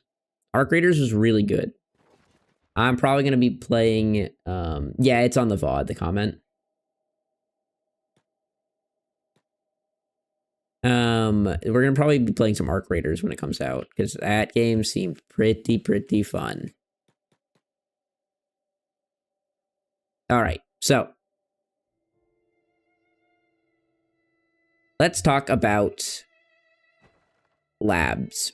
So ancient ruins or labs, they show up on the map like this, and these are incredibly valuable. But they are super hard to loot. We will break into one and we'll explain what you can do and what you shouldn't do. And we'll drop a little quick save so that when I mess this up, we don't all die. So, you have these big doors, all doors, you have a few options. You can either, open them, which he'll start doing if he'll start using his tools. You can use strength, which he's not strong enough to do. If you use tools and get it down and lower, it takes less and less strength. You can use pick lock, which he says he's not skilled enough to do. I don't know if any of us would be, but if you were good enough, you could pick this lock. You can smash it, which just means you'll start beating it. You'll see it has a health bar, the door condition, and you can have multiple people smash it to make the door condition go down faster. This does work. There's nothing really wrong with it. Or if you want like a guaranteed, but typically is really slow, you can use tools. Now, tools break when you use them. They're one-time use. This 566 seconds, it will open the door, make it unlocked once this timer is up, but you'll lose the tools. It's kind of annoying. If you want to go through and play a game, like a playthrough where you deal with, having to get new tools and everything, it's totally fine. I have nothing against that. I personally don't like having to manage, having tools or not, and like lockpicking, yada, yada, yada. So I always keep a piece of tools on me. You can also do this with bone saws, also count as tools. They can cut through things, but irrelevant. If you don't want to deal with having to lose your tools, all you do is at the very end, once this number gets low enough that you can have the strength to beat it, which as your character gets stronger and stronger, the number will go up and up that you can actually stop using the cutting. At our current strength, Cyberbeep has 21 strength, so it's going to be a pretty low number. I would say probably around 50 is going to be okay. So now if we stop, you'll see we still have the tools. And if we use strength, we broke this door. It now is open, but we still have the tools because we didn't technically unlock it with the tools. It's kind of cheesy, but it's a great method for doing this if you ever want to. All right, so now we will drop another real quick save, and we'll talk about how to loot these places. And we'll talk about why they're so dangerous. Hotlongs, would you like to explain? So, you'll see, we can't see inside of there, but there's a bunch of different entrances. So, typically, like these entrances will be barricaded. You'll see if I tell her to walk here, she's not walking here. We can't see inside, but it's actually because there's obstacles blocking this way. There's a barricade right here. So we walk around to here. We'll get full vision of inside the second she approaches it. We can pause the game so you can see. We were trying to come through here, and as you can see, there is barricades, so we couldn't get through. Now, if you look around, it doesn't actually look that scary. You're like, whoa, there's like nothing in here. What's so dangerous about this place? And on the first floor, there's sometimes some enemies, sometimes not. You can loot it. There's no enemies in here. You're probably safe. The first floor doesn't contain really anything. Sometimes you'll find a little bit of stuff. This is probably where you're gonna have the best luck. These general storage boxes, but I mean, 2 gears. Woohoo! No one really cares, Places you're going to want to look for is the second and third floor. Or I guess the first, this floor. 2 above it. And immediately you'll just see these things. There's 4 skeleton robots. These things are ridiculous. So a few things about them. They attack absurdly quick. They're rather squishy, but they attack absurdly quick, have big AoE attacks. And look at that. They have 54 attack. They have 60 dexterity. And like these things will mess you up. I really, really don't recommend messing with these things early on. Not only because of how deadly they are, but they're super high, like, single target. They will very easily hit your chest, stomach, head, and kill you. They're very, very punishing. Arc Raiders was mentioned, Clarence. My boy's happy.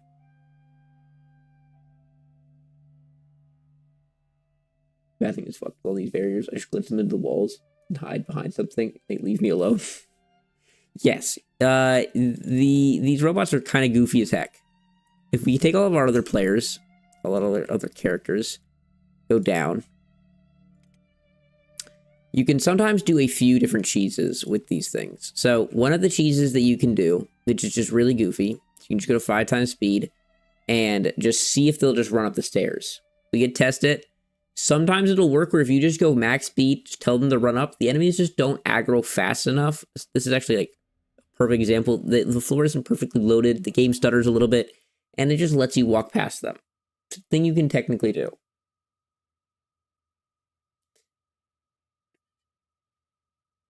Oh, I'm actually saying rated last night got even more crazy after I left. Yeah, it did. Not a single person in the lobby made it out. Yeah, every single person in the lobby died. Because everyone reconvened on the final extraction point that was available, and all of us thought we were the last ones, and then we all got into a fight that was super noisy, which attracted all of the ARC drones over, and so Max ended up, like, winning the fight, and, like, we every single person was downed other than Max, but there was, like, 8 ARC drones on him.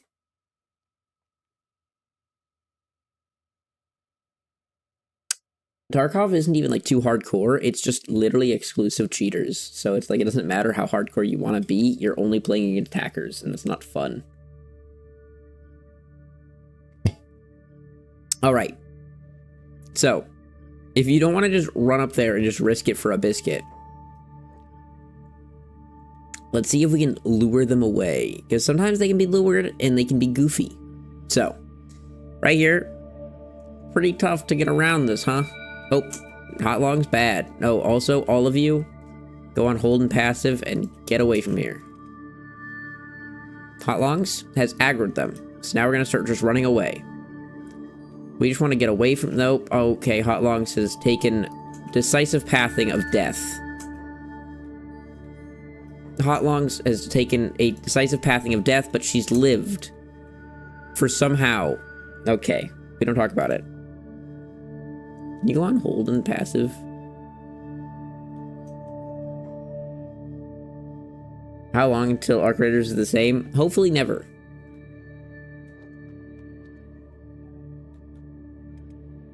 You don't actually, like, have to... It's not... you don't actually have to have your FPS game only be cheaters, or your third-person perspective game only be cheaters. It's just so common with, like, little games like this, because they just don't do... They just don't do any measures for it. They don't patch out of the game. It's ridiculous.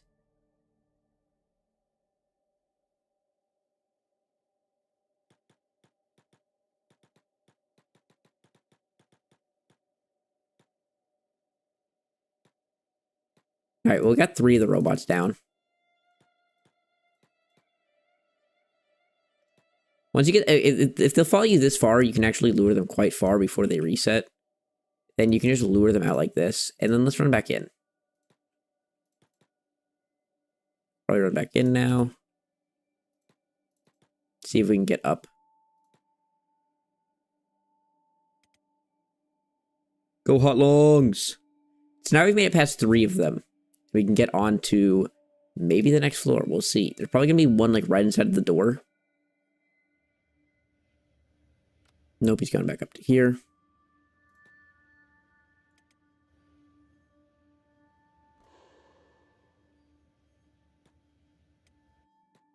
Oh man, they're all angry.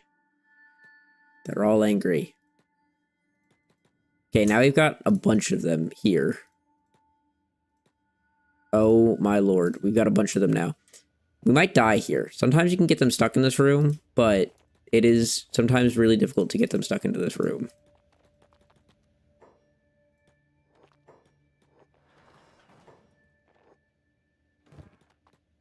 It does not look like they want to get stuck. Come on, guys, just get stuck. Get stuck. Come on, get stuck. Get stuck. Let me sneak. What are you doing swinging? Sneak. All right, look at that. So, you shouldn't have to do these. You shouldn't do these rooms this early, but if you do a little bit of finagling with these things, you can break them. Can you stop it? Why are you trying to fight them so hard? They left, but she's literally... Stop it. What is wrong with you? Why are you swinging at them? You have actual mental issues, and you're dead now. This is why you don't mess with them. Hot Longs literally chose to die there, but... We'll talk about this. The issues.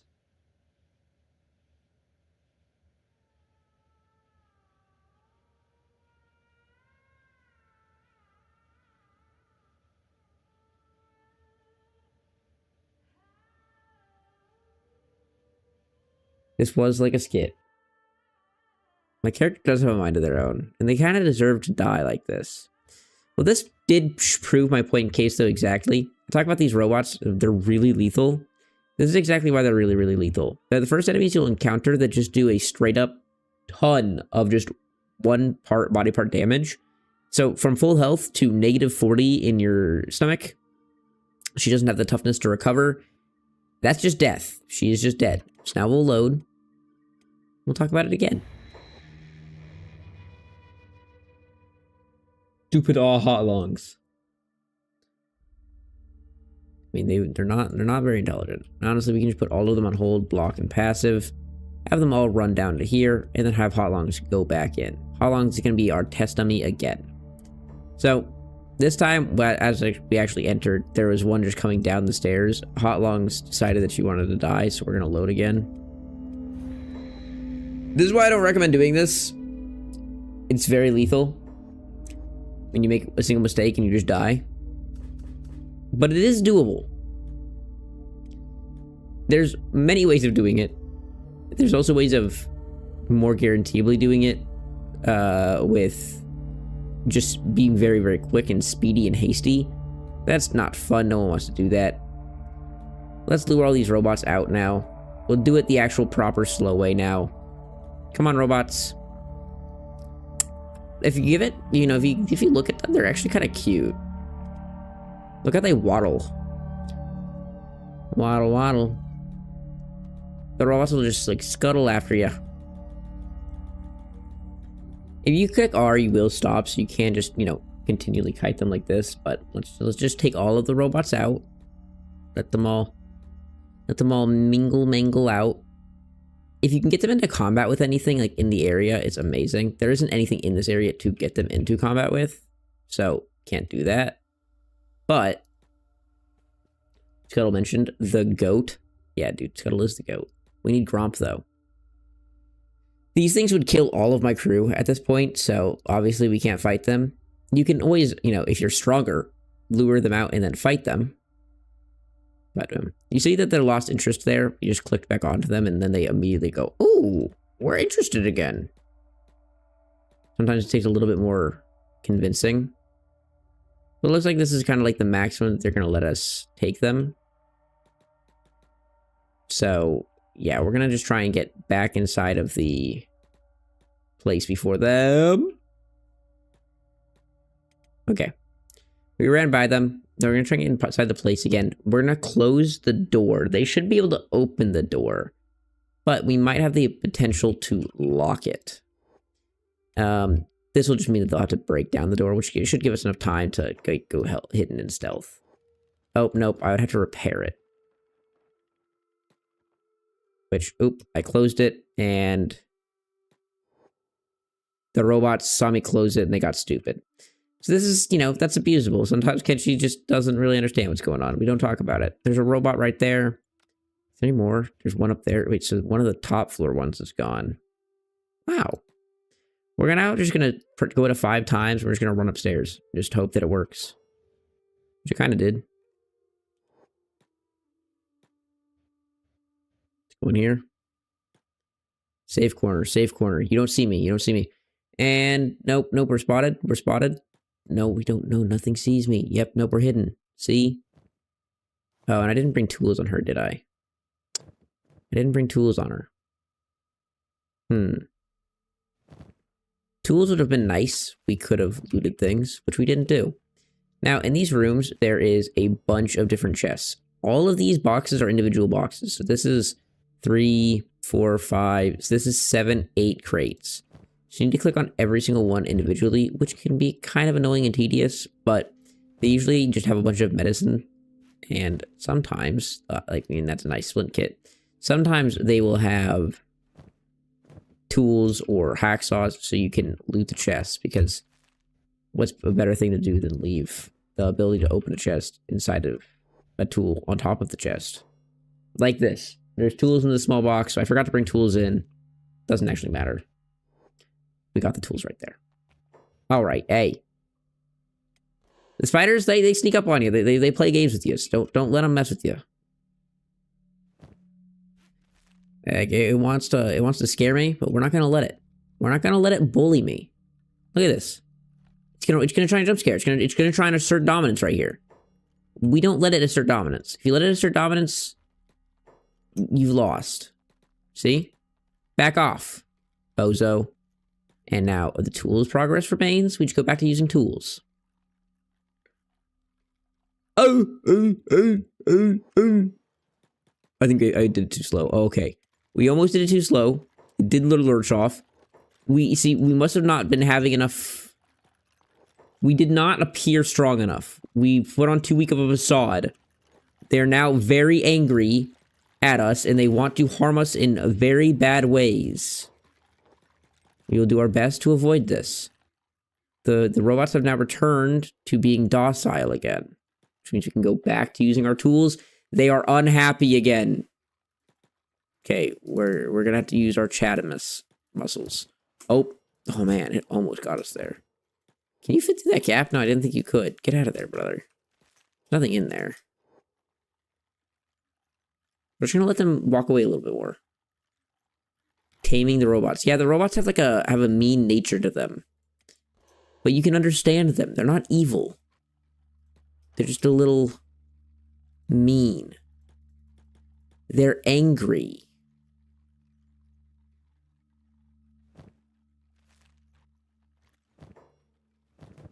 And there's 3 ancient science books. That's what we need. There we go. We need 3 ancient science books. We also need a few other things, but I'm worried that thing's going to take a left and come in here. It's not. See?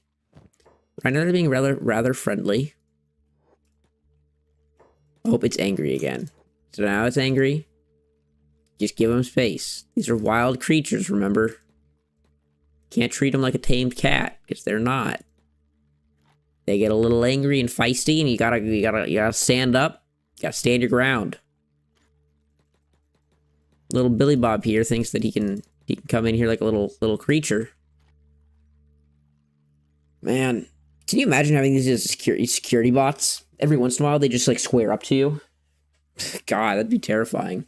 Till one day it pokes a hole through your chest. Can you guys F off? Hey. Oh no, we're cooked here. We're cooked here. We're cooked here. Oh Lord, have mercy. Oh Lord, have mercy. They ripped her arm off.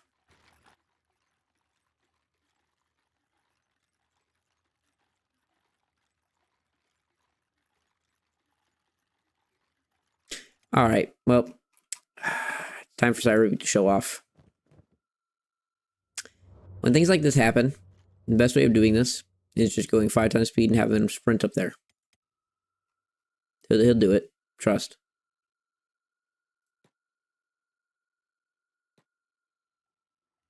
And there's a lot of robots. There you go. Go heal Hot Lungs, big dog. Oh, Cyber Beep's also dead. Hot Lungs is dead. Alright.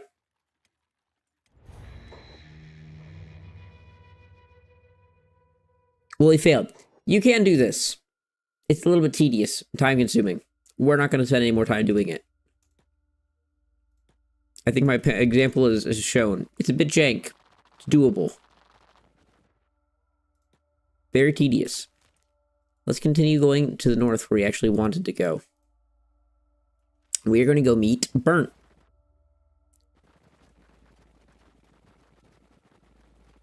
So, in the game of Kenshi, there is a ton of unique NPCs of every single different faction. Some are recruitable and some are not. There's like world leaders for all the major factions and for a lot of the minor factions. And then there is also recruitable unique NPCs. Crumble John is like this. Crumble John will be in every playthrough. Beep will be in every playthrough. Infinite Wing Wang will be in every playthrough. Hot Longs will be in every playthrough. These are characters that will be in every playthrough and will be recruitable, have some of them have quests, some of them just have unique dialogue. They'll be in every playthrough. And there's, you know, random names that'll filter through for other characters. For skeletons are a very rare race to find. They're the hardest race to actually, like, gain recruits in. And there's a few on the map that you could find. If you want to explore the map and just find them on your own, that's great. Go and do that. Have fun. But if you do want to know where they are, then you're going to have to cover the... If you don't want to know where they are, you're going to have to cover your ears, because I'm about to tell you what all of them are. We have Burnt up here, who is a skeleton. We have Sad Neil, who's in the Black Desert City, which is like right here, I think, on in the Black Desert. Which this place is filled with acid rain, so be careful if you're a human or not a hiver or a Shek. You're gonna have to avoid it pretty carefully. There is Sad Neil here. Other than Sad Neil and Burnt, there is Agnew, which will be this region called Venge, where during the day bolts of like rain fire come down. And Agnew is somewhere here. He's at the destroyed tower. He's very heavily defended. To be careful in Venge. Other than those three, I think there's one more, isn't there? There's Burnt, there's Sad Neil, there's Agnew. What other skeletons is that are recruitable? Is there any? Or is there only three? I'm forgetting one of them. I think that's all of them.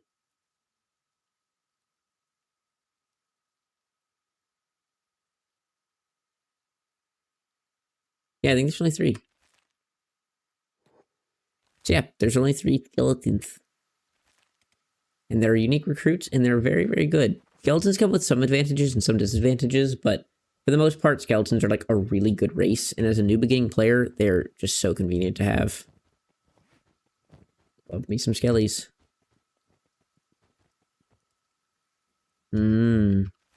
So, this is a great, great region to explore in the early game.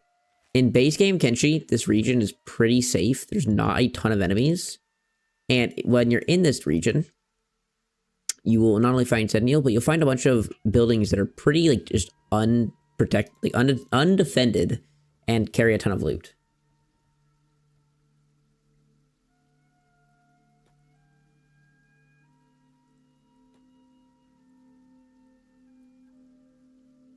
I don't actually know how to get the good recruits from Tengu, because, I mean, yeah, it's just like, how do you even get into Tengu's vault early game without just, you know, cheesing it? And I don't even know how to recruit them. Beep is also a skeleton. Beep is not a skeleton. He is half skeleton. Unless we are skeletons, I don't think Beep's a skeleton. Unless it'd be offensive to call him not a skeleton, then we'll defend him and call him a skeleton. I can make a custom seed to see, like, a custom spawn to see how hard it would be to, like, actually get, like, a start where we just start next to Tengu's vault and try and get the recruits out. We could try that. It'd be pretty fun. Have a start where you start in Tengu's vault.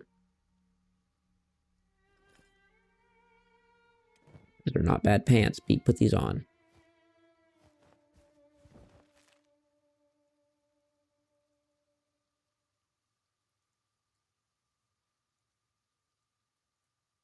Yeah, I didn't know how the event triggers work, but yeah, in this region, there's just a bunch of random towers. These, well, we'll also find burnt at one.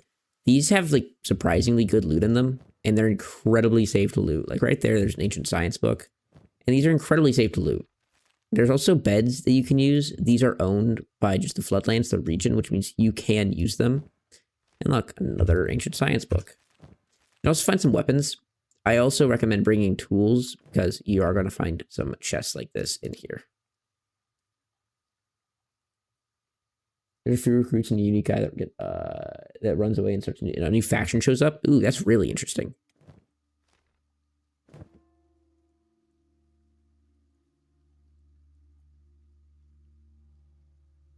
Where is Burnt?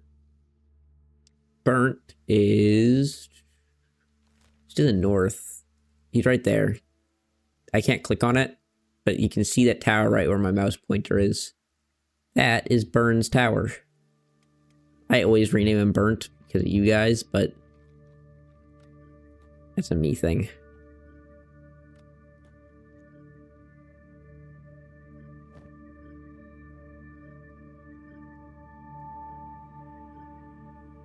That book. There you go. Take that book. You talk about you were at Burns Tower? Nah, we chilling right now. We getting our ears crushed. Ah, yes.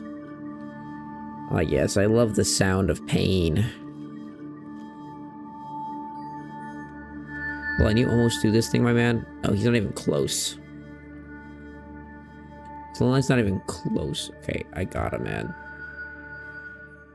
Gosh, Kenshi, calm down with your music. Did I put the book back? I think I did.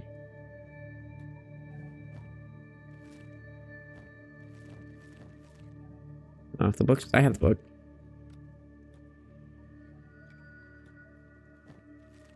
The book is had. I did get baited. It's like when someone's like, "Did you tie your shoes?"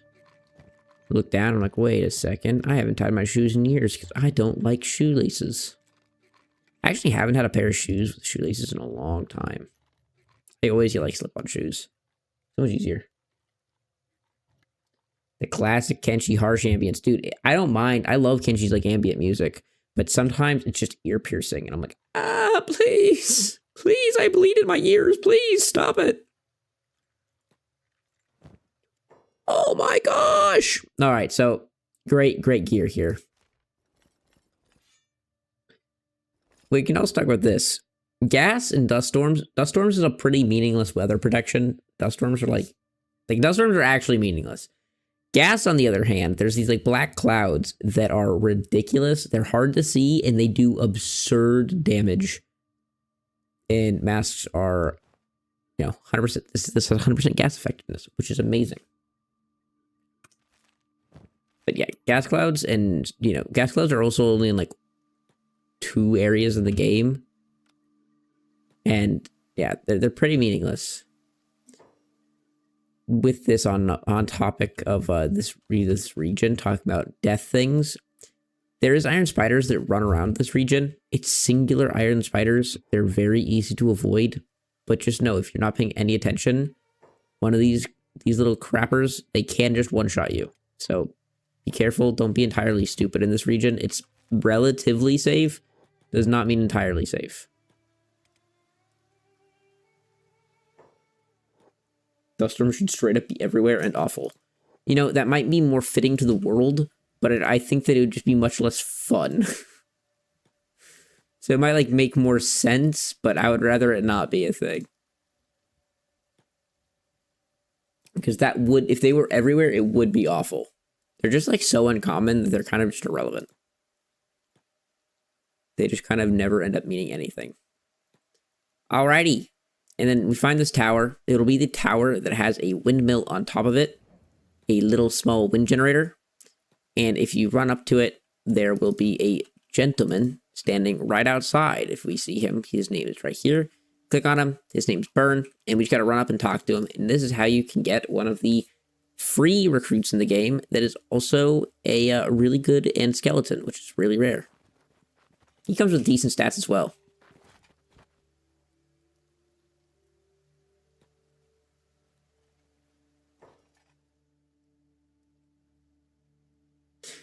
Well, I guess another adventure. You certainly don't look like the scavenger type or the bandit type either, for that matter. That's right, I'm searching for treasures. Floodland's mostly attract the adventuring type, like you said. It's full of lost treasures, so why wouldn't it? Anybody else of the same mind wouldn't risk the robot spiders, but thinking most of the more hostile trespassers at bay, at least. But life holed up in this town can get dull, so it's always good to share shelter and exchange stories with fellow adventurers. So you're an adventurer. He'll tell you his whole story. I don't feel like going through the whole thing. But yeah, he'll just pretty much say that he's getting too old to be an adventurer and he wants to retire. So you can be like, do you want to, continue your adventures and keep talking about the cool, interesting facts of the world? And he's like, sure, I'll take one last adventure with you. And most of your characters, when you recruit them, you don't actually get to this character customization screen. Burn, for some reason, you do get this option when you recruit him. I always leave him as is, but just change his name to Burnt, because that's my boy. There you go. Burn stats, like, off-rip, are just average. They're not terrible. I mean, like, for a recruit that's free and starts off with, 15s across the board, almost, is really, really nice. But he's just nothing great. He also does come with a skeleton repair kit, which is nice. What's up, Kirk? Did we side with UC last playthrough? Last playthrough was... Well, we ended up siding with them until we killed all of them, so... 6, 7. We're down continue right now. I'm going to do the Tengu's vaulting with minimal cheese. Give you tips if I manage it. Oh, hell yeah.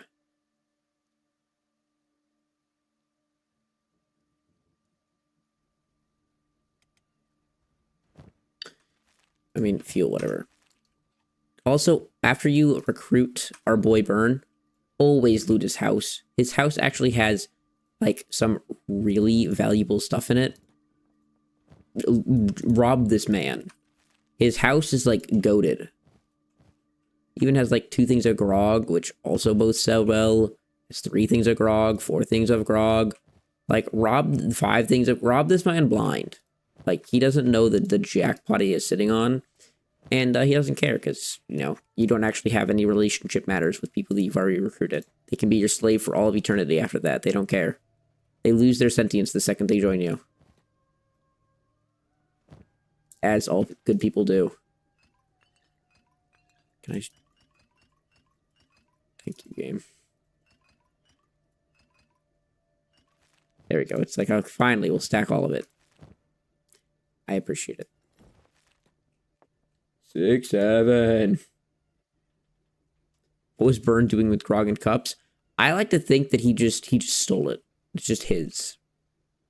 Maybe it reminds him of the old days when you used to adventure and recruit and be with people. Who knows? It makes him happy. Samurai boots. Let's just to complete the fit. I mean, just do it. Also, I don't think you can even use this, can you? It's even heavier, but you can take these and put them on, because why not? Complete the fit, my man. All right. That is all of the loot in Burn's place. So, in the Swamplands, there is also a... Where is it? It's covered in water somewhere. It's like an actual research plant. It's further south.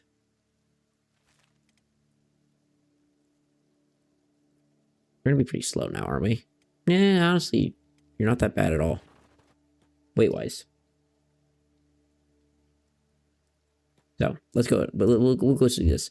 There is a research place right here. Boom.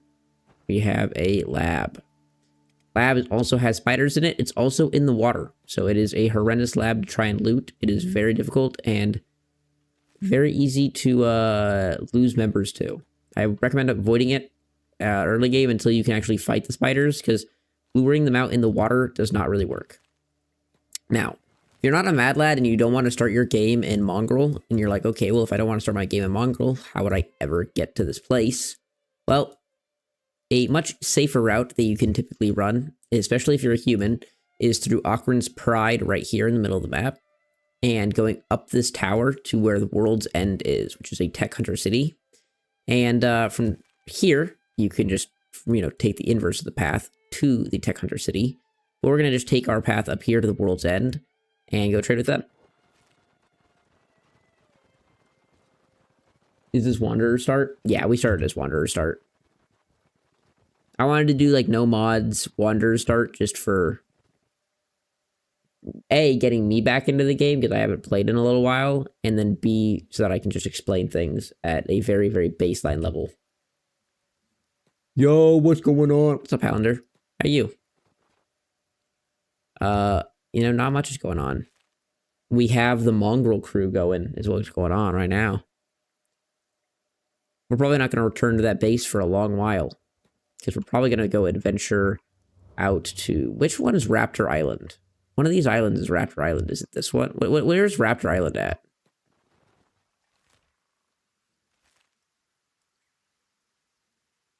Kenshi, nerd. Damn straight. Yeah, Kenshi's going on, nerd. Just talk to me. Nope. My people are just yapping. Bunch of yappers. North of the Streaming Forest, the Big Island. This one? This is route. Really? Lots going on with you? Like good stuff, bad stuff? You a good Hollander?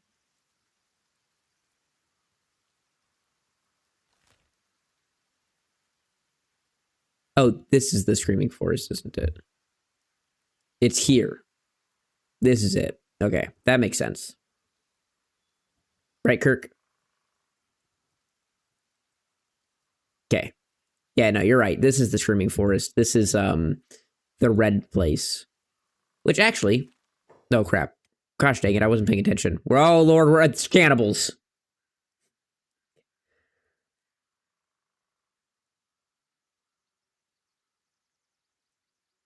Well, if it's personal stuff, you never have to share, obviously.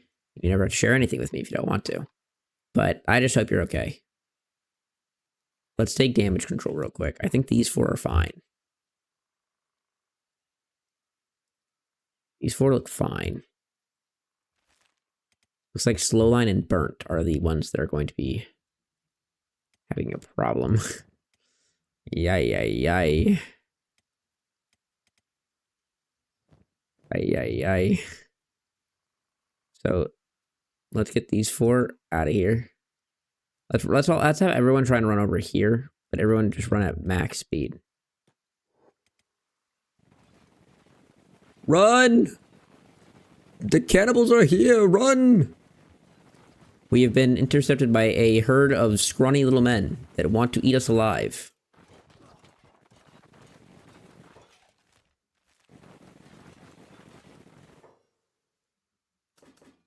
Take everyone off of their things.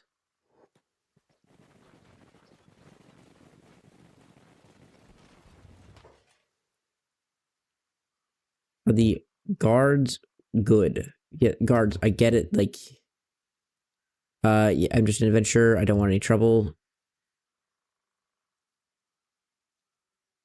We have supplies, swear to Ocarin, I mean no harm. I hear you loud and clear. Now help us with all of the cannibals, my goodness.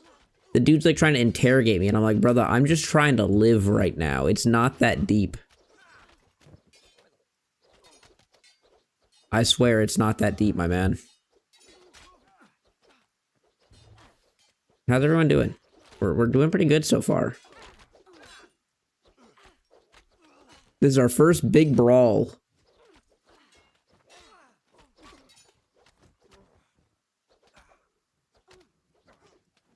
Wow.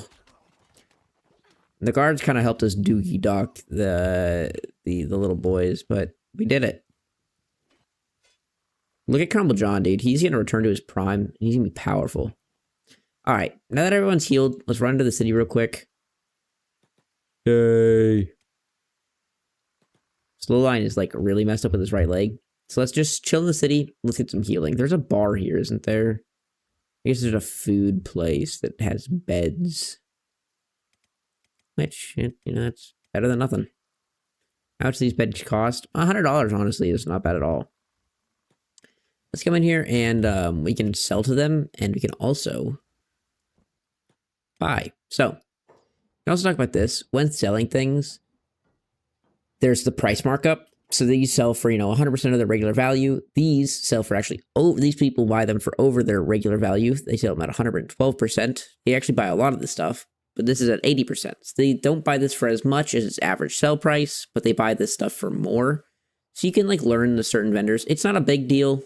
It doesn't really come into play that much, but you can kind of learn what people buy and sell for and look for good values when buying and selling. A lot of the time it doesn't. I'm not gonna lie, it just doesn't matter. But hey, it's fun. Ooh, they have ration packs. Let's buy some ration packs. I love ration packs. All my homies love ration packs. Ration packs are just great food. I'm probably gonna spell the spring bat. I'm not gonna lie. Spring bat's kind of useless.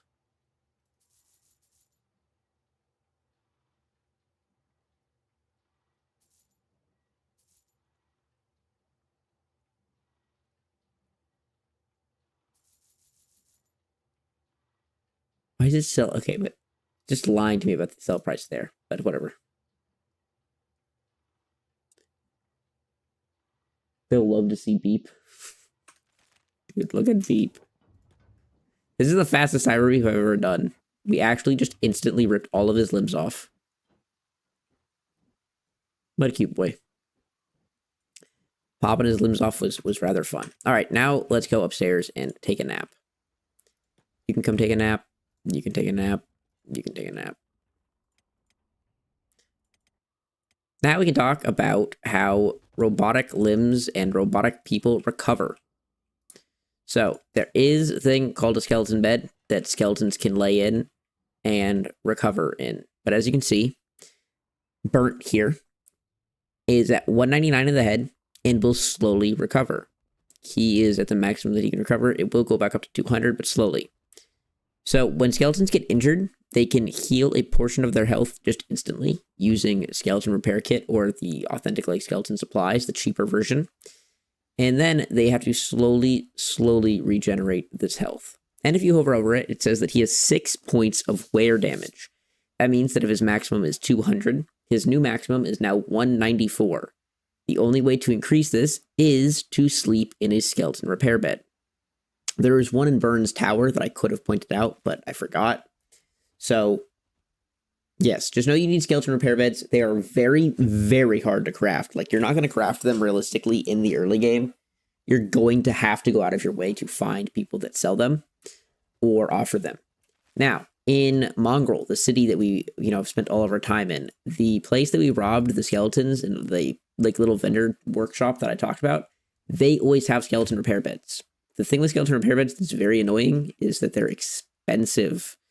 Like, they're like $3,000 to sleep in, whereas these beds are like 100, boom.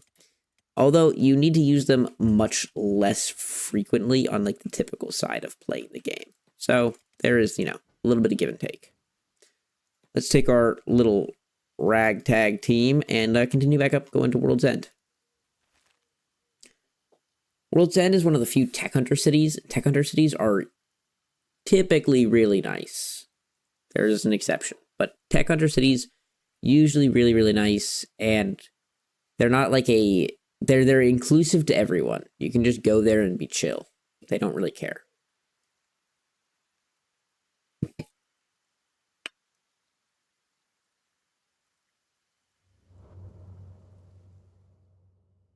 Discovered World's End. So you can now go up to it. If you ever want to know more information about a city, if you hover over it, when you're too far away, you won't actually give you the information. But if you hover over it, once you get closer, to a village like the Flotsam Ninja we've already been to, it'll say faction, Flotsam Ninjas, give you a bunch of information. Honestly, it's kind of useless, but it does. The faction, knowing what faction it is important because certain factions you'll be at war with. If you are at war with them, they'll appear red. If you're allied with them, they'll appear green. If you're neutral, they'll just appear white. That's just how they work.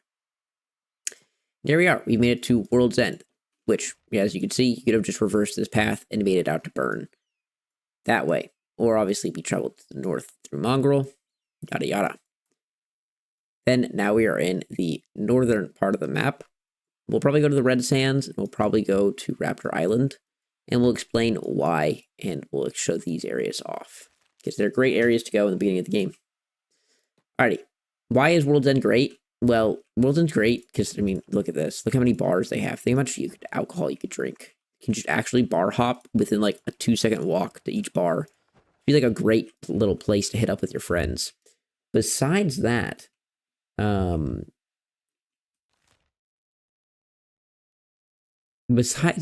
there is this is a hat shop. This isn't actually an armor shop. If you ever click on it, see, this is like the armor shop sign. Also, if you hold Alt, it'll highlight all shop signs. But if you see, this is the armor shop sign. It's lying. If you click on the building, it'll say headgear shop. Versus if you come over here to this one that also has the armor sign, you click on it, it says armor shop. It's an actual armor shop. Yay! We now know thing. Thing is know now thing. Also, Tech Hunter cities, their traveling gear shops typically will sell, like as you can see, this is selling skeleton limbs, which is crazy. They sell different loot. Another thing that they'll sell a lot of the time is a ton of maps, which is fairly common for a lot of, these travel gear shops, but they can also sell like ancient science books and things in that regard. We're going to buy a few first aid kits because we need them. But yeah, the fact that they sell this kind of stuff is crazy. So we're going to buy a couple of those. Then I don't have anything I can sell to you, but we'll sell these. I don't care. Sell that, sell that. Sell the skeleton thing. And I don't think we really have any other loot for now. All right. Now, time to continue wandering around. We have a little bit of money. So let's go and shop for Cyberbeep. Cyberbeep, show me what you got. Cyberbeep would like, a plated jacket would be pretty cool for Cyberbeep. I'd be down for him to have a white plated jacket. Yeah, let's go plate jacket. Boom. There we go. So now this is medium armor. So we'll see it already just off rip has less penalties, but it does have a dexterity effect, which is just goofy. Doesn't matter. We won't go into semantics about how stats work, but it has less negatives typically for medium, and even less if we go to something like this. This is light armor, has no negatives. It only has positives. Much weaker armor, but it doesn't have all these heavy negatives. So in early game, you can sort of rely on it at times because it won't have these huge detrimental effects. I don't think it's usually that worth it. You already are so weak that it doesn't matter. Samurai cloth pants, though, as a light armor class, are phenomenal because they just offer no negatives. They have good coverage. They give you stomach coverage as well on a pant, and they're not bad. Like, these are definitely a choice and not bad at all. So we'll throw some on our Cyberbeep boy just to keep him a little bit more protected. And now with the money that we've just spent, we're broke again.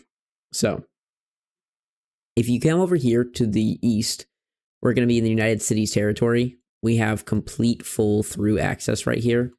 I'm going to take an Allegro real quick because my allergies are pretty bad.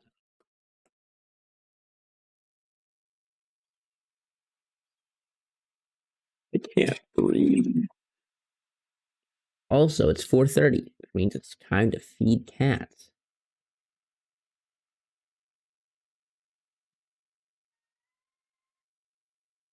All right, you come over to the east here, you're going to run through into the United Cities nation.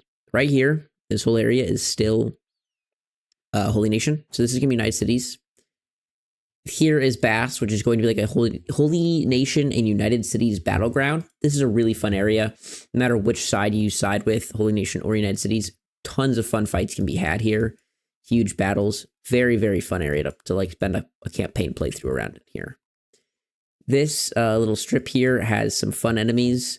And in this area, there is going to be skimmers. Skimmers you can typically outrun, but they are incredibly deadly and they hide in the sand. They can catch you off guard. we are going to be going to the west, which we're going to go through this region.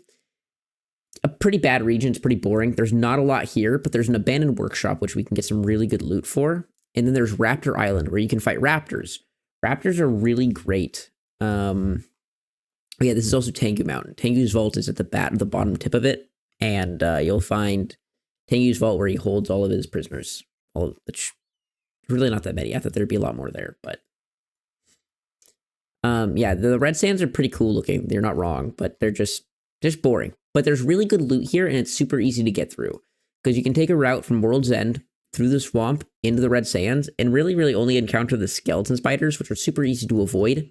And you get really good free loot for here. And then we can get to the swamp raptors. The reason Raptor Island is a good place to train is because raptors have a few advantages to them. Number one, they have really low melee defense, so they're super easy to take out. They don't have super high melee attack, and they don't do a lot of damage, so they're super easy to continue fighting. And they don't cannibalize you. They typically just walk away. Like they are usually pretty easy to just not kill you and squad wipe you. Whereas like a pack of bone dogs will beat you and then start eating you. And you're like, ah, well, we're dead. Swamp raptors are nice guys. Swamp raptors are baby boys. Swamp raptors are best friends. So now we're going to take our whole crew. We're going to head down there. Let's take off everyone's backpack so we are ready to fight. Look at Cyrobeep looking good too. We got Cyrobeep in actual gear now. We got Slowline in gear. We'll slowly get everyone gear.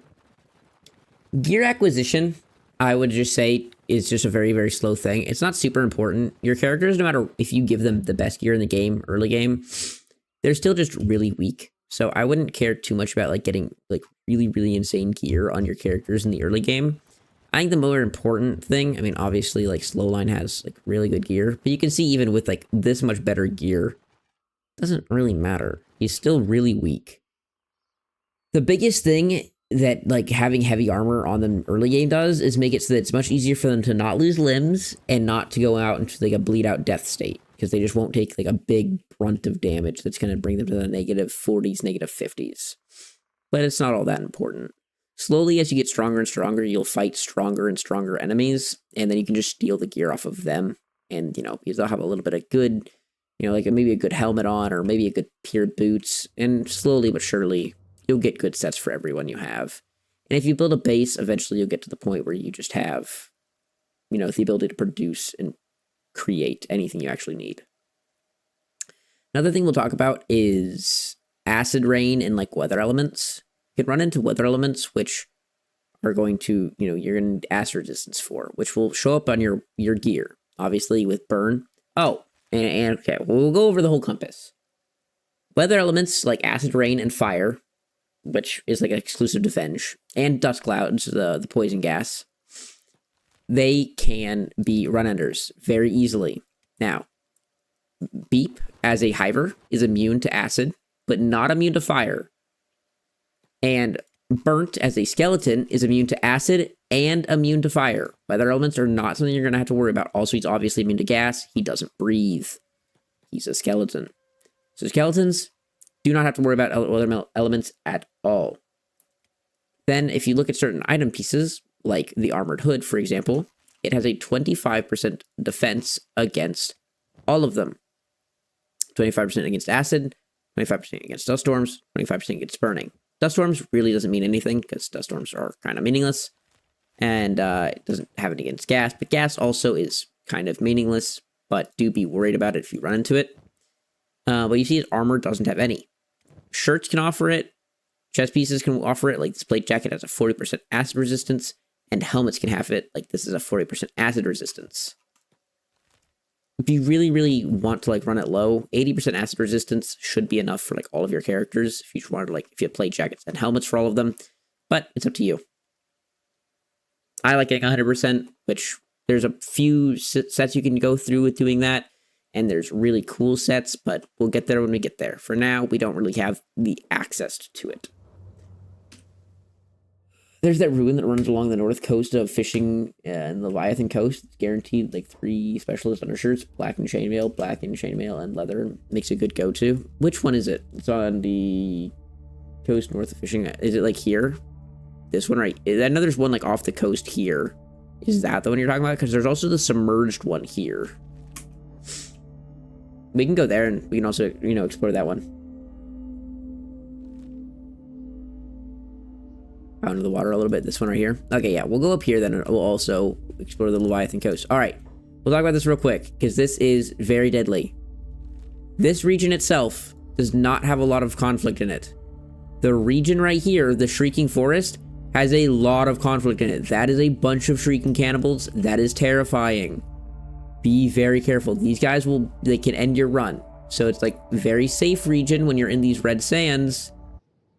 Very not safe when you're in the forest. Over there you can see the abandoned warehouse. That's where we're heading. There's just no guards of it, so we can just go chill. There shouldn't be any enemies, just some random wildlife out here. But be careful of the southern border of this. The Shrieking Forest is crazy, and it's never ending. They're not that strong, but they're like never ending. Even if you have a strong, capable crew, surviving it is... It's tough.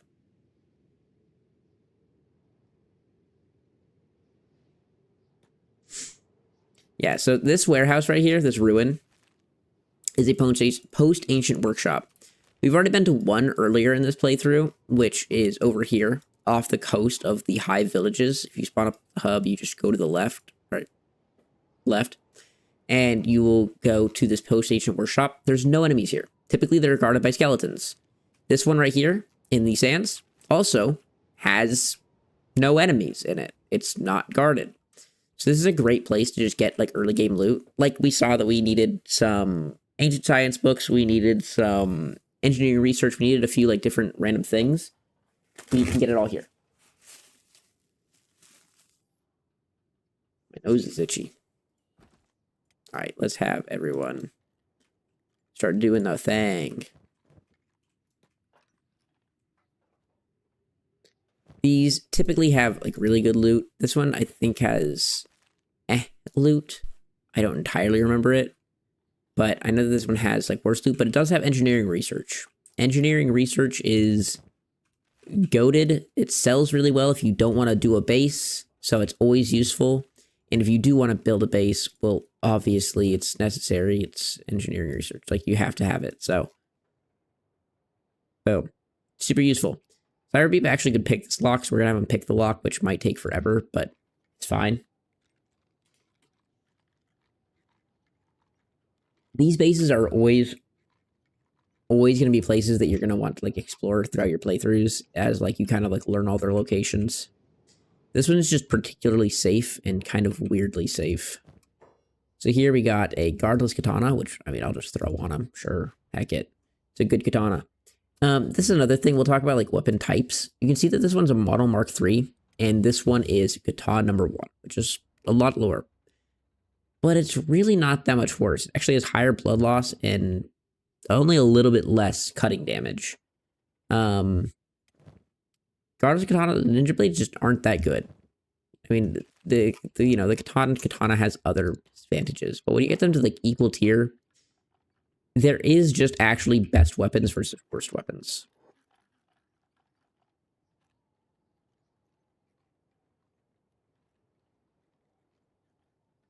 I think that spending your first engineering research on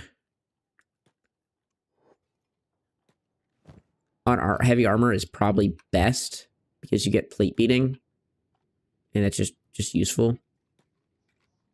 Yeah, it's probably best to spend it on that.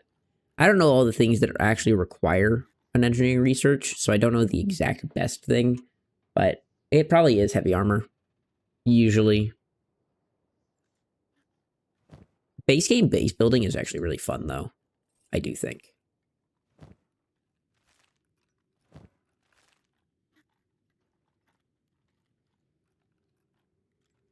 Scaly bed is 2 also. Scaly beds are just such high investment early game. Like, actually, if you, like, wanted to invest yourself into getting a scaly bed, like, that's crazy. Who's my mule? You are? Infinite Wing Wang? Let's go trade with Infinite Wing Wang. while Cyber Beep does that. Boop, boop, boop. Take all that. And then you can also take that and that. There you go. Inventory's been cleared out a little bit. Cyber Beep, what's in here? 3 engineering research! Okay, I mean, that's actually just crazy that we just found 3 engineering research. That's just wild. I did not realize that there was 3 engineering research here. That's kind of wild. All right, well, this place is much better than I remember. 3 engineering research is crazy. Also, if you're like, I don't want to do base building, why would I care about engineering research? They sell for 8,000 a piece. That's 24 grand right there. Yeah, they're just great loot. Just never pass it up. All right. We talked about not traveling south because of these shrieking bandits. And we're going to continue talking about it because we're going to try and go through the shrieking forest now. And we're going to just show why it's so difficult. So we want to now head down to this raptor nest, which means that typically you just travel south, go through the shrieking forest. It is so unfeasible to do. I just don't do it. We'll do it though, just so you can see why.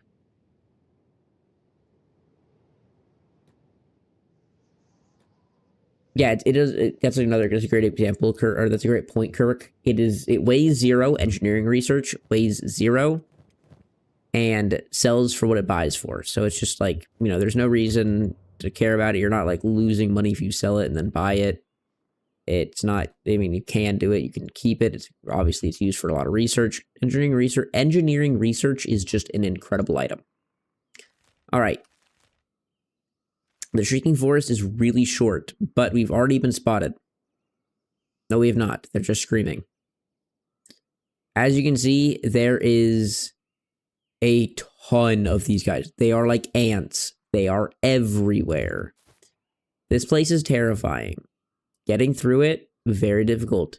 The reason that it's so scary is that if you get in one conflict, you're just going to get bogged down and you're never going anywhere. Your movement is just completely taken from you. Like you can see here, they've snuck up on us. This is the end for us. They're not immediately hostile. They do take some time to get hostile. They want to talk to you. But to my knowledge, there's no dialogue options that they like. You can scream and act crazy with them. But in a very short time, they will get hostile to you and you're kind of cooked. We're just kind of waiting for that moment to happen as they scream a bunch of eek and kayas. Also, this only ever happens once. We're gonna roar back at him. Gurgle, Baigu, Kia. We've screamed, so they're not. We've given us a little bit more time of relaxation. But do you see what I mean by they're like ants? They're everywhere. These things are terrifying.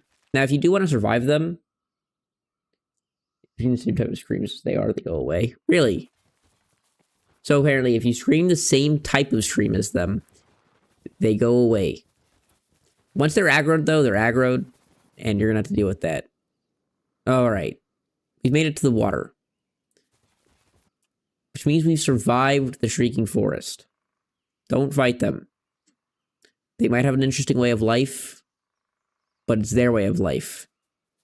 This place is a great place to train later in the game, when you can actually survive them and like just cleave through them, because they are practically infinite. You'll just never run out of enemies to fight. So now we're in the water. Let us just swim to the Raptor Island. Fun fact, skeletons don't swim. They walk under the water. Yay. I forgot how slow swimming is. This is why I love Kenshi. I love Kenshi. Kenshi is my baby.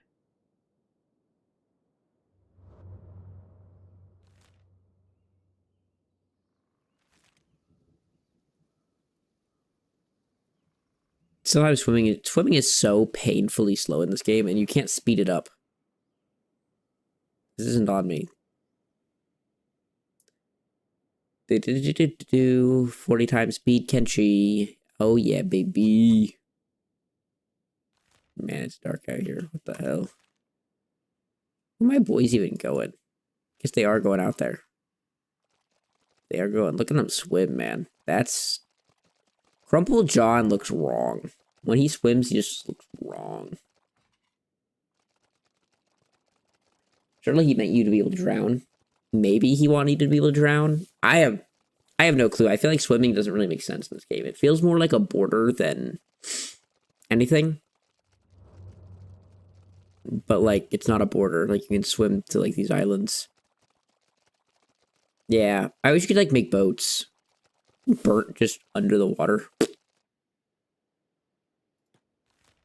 Hoopla.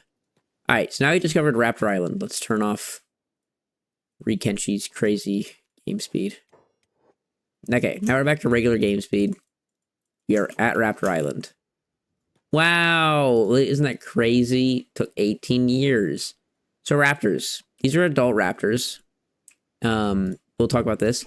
Age. There is, like, baby, kid, whatever it says.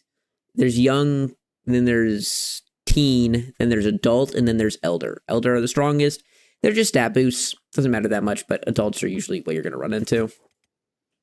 And now we can go to fighting. They didn't bring any, like... We really didn't bring a whole lot. We probably should have brought a lot more. Because we don't have a lot of food here. We have a little bit. We don't have that many meds, but... And we also didn't bring sleeping bags or anything, so it's not going to be the greatest life out here. But we will just show this off as an example as to why it's a good place to train. So now, if we take all of our people, everyone's ready to fight. Another important thing. When you attack unprovoked, you'll see that it turns red. Now, all of them are red. Pressing attack all is, like, the button to press. If you press attack target, like how I've talked about how you can only have 1v1s, they will all try and attack this person, and so it just really lowers your damage, right? If you press attack all, they will disperse themselves and all pick a target. So you see, like, Holong is now fighting this one. Well, at least they should be. Bird's fighting this one. Crumble Drum's fighting this one. Cyber Beep and Infinite Wing Wang all fighting different ones, with Slowline taking the one in the front, versus them all targeting the one in the front. It's a very small thing, but it will save you a lot of time. As you can see, we're still getting our butts kicked. Doesn't really matter. We're just that weak. But this will show off... Oh, Crumble John is dying. This will show off why... Oh, he's also dying. Okay. This will show off why this is a great place to train. Even though we got our butts kicked, we could have been smarter and done this in a more intelligent way, but this is just for learning. The river raptors have walked away. They're not eating us alive. So a lot of, like, wild creatures in Kenshi will just eat you alive. They knock you out, you're dead. These ones don't. So now, the undefeatable Cyber Beep can wake up, and who's dying? You're dying, but you're kind of okay. Crumble John is dying, so we'll go first aid Crumble John. Crumble John's no longer dying. So we'll go heal Burnt, because Burnt is dying. And we can focus on everyone that's dying first and heal them up. And now you're not dying, and now no one's dying. Well, he's still technically dying, but he's not going to die. And there you go. This is, like, the nice thing about this region. Now, it seems like we got absolutely rolled, because we did get absolutely rolled. But it's a better story than it seems.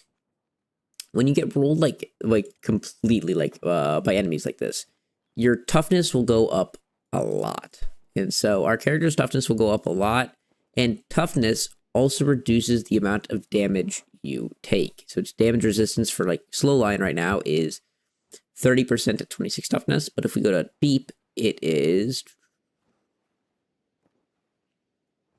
I don't even see. I just realized this. I didn't realize that Hive worker drones have a toughness experience increase.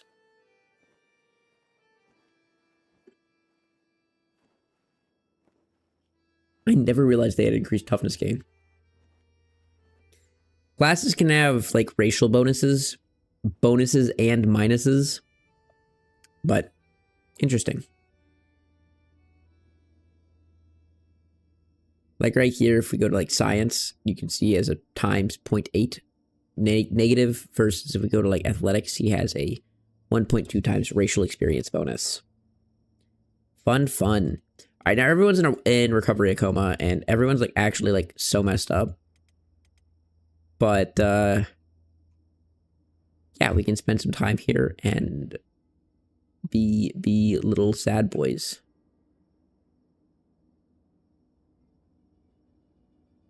That's a raptor nest. We're chilling here. If you bring material, the smart way of doing this is to bring a. The smart way of doing this is to bring enough materials to build a house, and then go and like build a industry. Where is it? Mining. Build an iron refinery, so we could make like iron plates and stuff. Yada yada yada. You can, you know, boom. Having one of these would be awesome. Obviously, we don't have one. Oops. But what can you do? You can place one into the game. Yes, yeah, you can do that. It does need power, which I don't feel like doing, so we'll just, you know, do it. We just won't do it, but if you bring the resources to bring an iron refinery and like a house, you can like make a bed and like have an actual whole outpost here, and you can get really, really strong here very quickly. So now we're gonna go back into Kenshi, give ourselves Godspeed back, because if we don't, we're gonna be here for forever, watching our people lay on the ground. Yeah. Infinite Wing is gonna be here for a while. So, now that this region is explained, Raptor Island is like a fantastic place to spend a lot of time. Like, I think Raptor Island's like high-key slept on by most of the community. You can just chill here for your whole life and get pretty powerful, get a decent amount of like food and stuff, set up a whole bunch of stuff. You have to like come with a little bit of prep, but it's not that bad.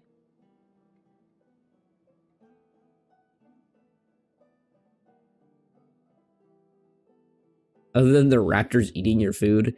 Yeah, the raptors can be annoying, but the raptors are also like the best part of the island, so I guess we can't be complaining about the raptors. All right, you idiots. This guy's almost... Infinite Wing's almost awake. His toughness went up to 3. All right. Now, with all of this, we have what we need. We're going to head back to Mongrel. I know. We're going back to Mongrel. I know. And we're going to go back, and we're going to go back to our house, and we're going to start setting it up. Then, once we get the house set up, we'll probably, like, leave 2 people in the house. And then we'll go and we'll travel to a couple more regions that I think are, like, really, really good for early game stuff.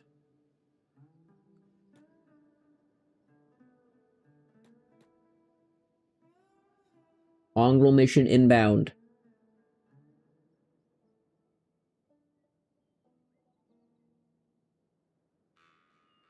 Yeah, raptors don't give great loot when you defeat them, but they're great experience and they don't eat you. I love swamp raptors. We can't hate on them.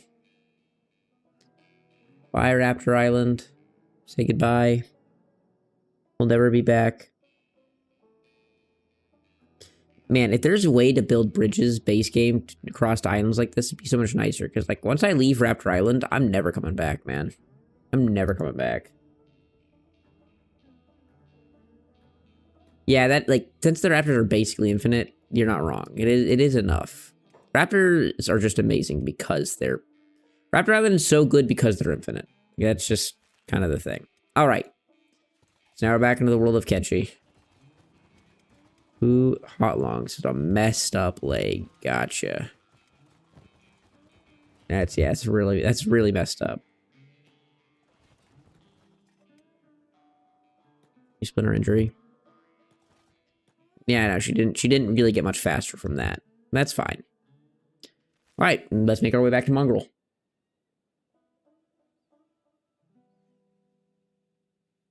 We went back. We're going back to Mongrel, our favorite place. This area right here, there's also just like nothing here. There is a high village. But like it's wild how little there is here. Starving bandits. All right. Now, when you see starving bandits in the world, I mean, at this point, it's obligatory. You have to fight them all. Starving bandits are like fantastic. Look at this. This might be the first fight we win in the entire playthrough. Oh my gosh, we should take Slowline's backpack off. Oh my gosh. Guys, we're gonna win a fight. We found starving people in the middle of nowhere, and we decided to beat them up. Those folk been seeing this group coming and rubbing their hands.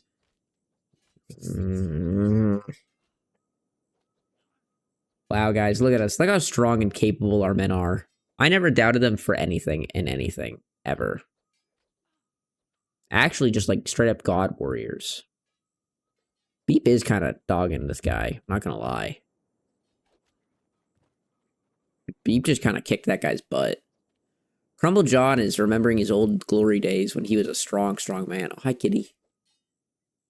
Oh, you're right, kitty. It is time for food.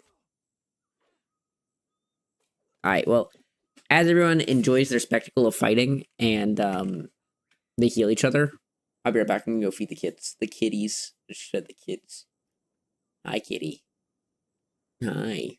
Alright, I'm gonna go feed the cats. I'll be right back.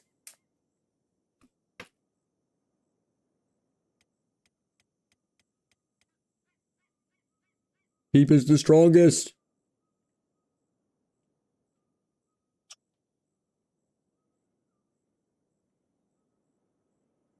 Come on, kitty. Come on. Good baby boy.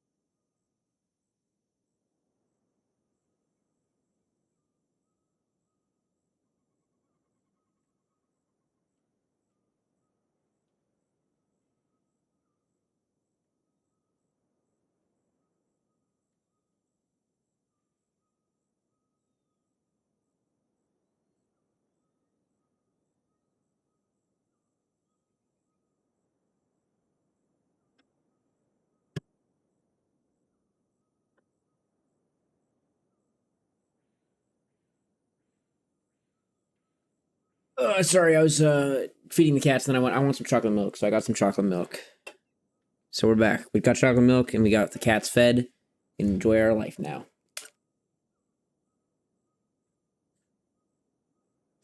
Damn, I know I'm slow, but you don't have to be talking about it that way. I was only gone for like 3 minutes, okay? Everyone healed up? Alright, everyone healed up. Good. Let's continue.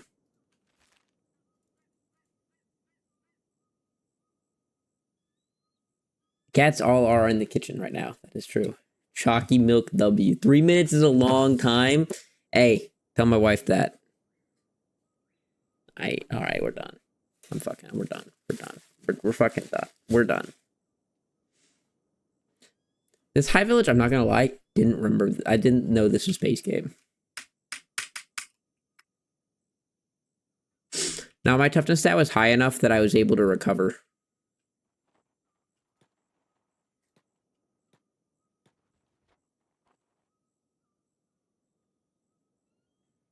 I've only ever come to this with mods installed. I always thought this was part of the Hyper expansion mod. Alright, let's go into the general goods store.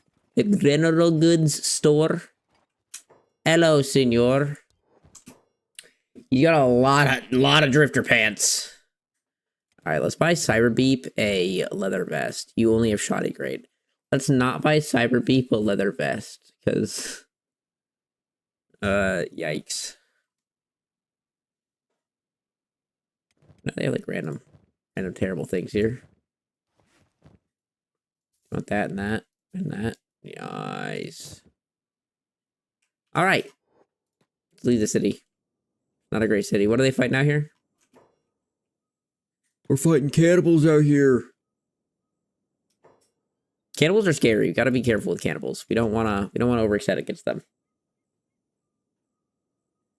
Hive traders have a great selection of dog crap. If your intention is to find pee-pee poo-poo stuff, they do have a great selection. Bro, look how many cannibals this is. Oh, this is gonna be like great training. Cannibals are actually like not bad training. It's just like they're very lethal. If you die to them, you die to them. Like you're dead. Unless you're a robot. See, the robot stock keeps increasing. Probably should be careful here. Hot Longs is not long for this world if she gets caught out here. But it's too fun.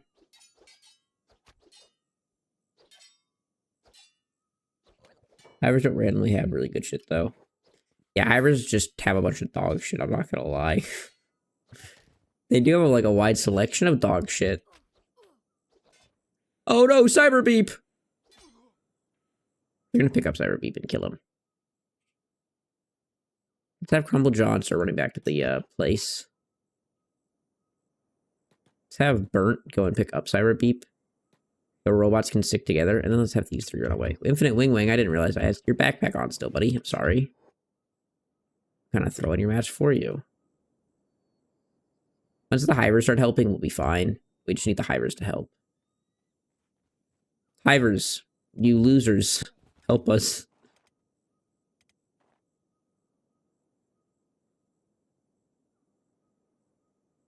Demon Greenlander would never lose to a cannibal.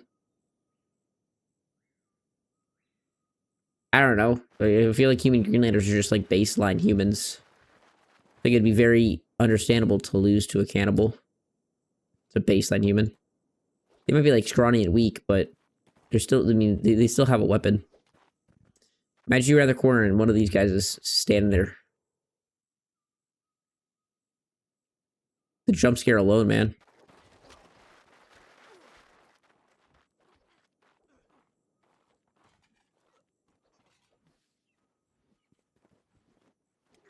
Cyberbeep.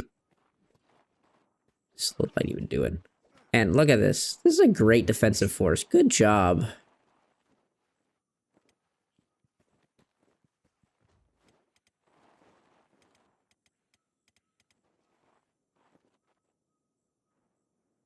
Good job, Hivers. I appreciate you guys.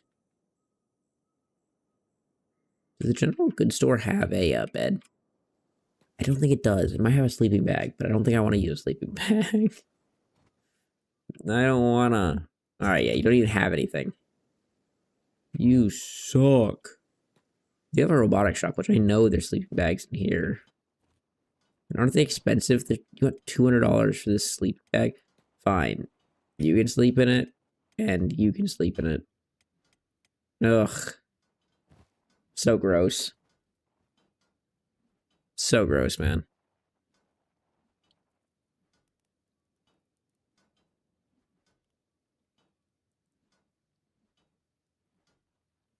I'm not putting Bert in this bed. He only has 12 points wear. They want $800. Which honestly, $800 is like the best price you're gonna get for this, but he's not happy that we're sleeping here. Cyberbeep is robot. Cyberbeep is not Hive. I don't know what this guy's on about. He's lying. How's your leg? It's okay-ish. We don't need to be 100%, but we don't. He's not happy that there's a super hyper here. He's really not happy. He's really angry.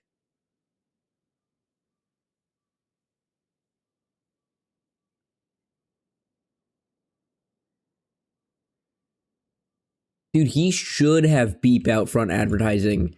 People would be like, "Holy cow, you sell that level of prosthetic?" They'd run in here and be like, "Let me see." Oh. Uh-huh. They're actually dog. Bark, bark, owa, owa. Alright, well, it's night. Your leg should be good enough, right? Yeah, your leg's good enough. Let us try and return to Mongrel now. Hyper. Slowline's attack is up to he's almost to 2020. He's getting stronger. So we've made some progress. His progress is definitely on a halter here. We're gonna go back into Mongrel and we're gonna start working the 9 to 5 life. I know 9 to 5, really? But yeah, it's time for the 9 to 5 life. We're gonna get a job. We're gonna get a family. We're gonna start 401k. We're gonna get health care. I'm joking. We're not gonna get health care. But we'll work really hard.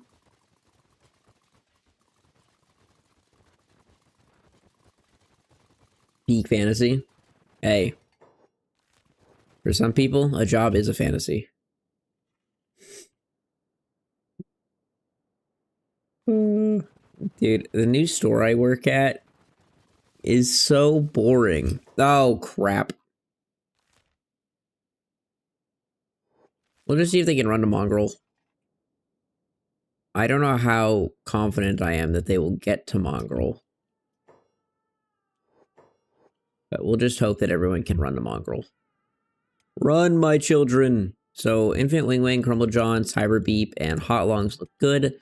Slowline's kind of getting his butthole beat, and Burnt's fine because he's a skeleton, so he'll be fine no matter what happens. But Slowline's the only one we gotta worry about, which he's our most important boy. They are really kicking his butt. Honestly, Slowlines, just fight these two, I guess.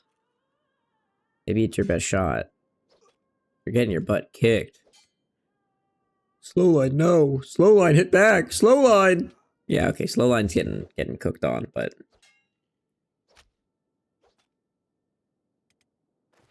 Everyone else made it back to the city. Yay, we're home!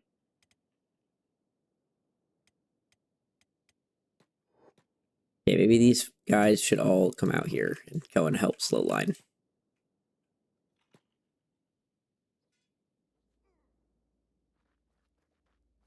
Tin bed the skeleton. Slowline, what are you doing? Take him out.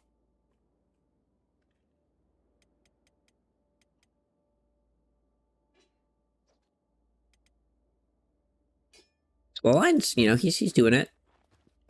These guys are doing it. We made it back to Mongrel. Yay! Look at Slowline coming back victorious, saying, "You think you can take me?" Wait, did you just change restaurants or did you get a new job? It's the same job, it's just, yeah, they moved me to a new location on Thursdays, and it's so boring.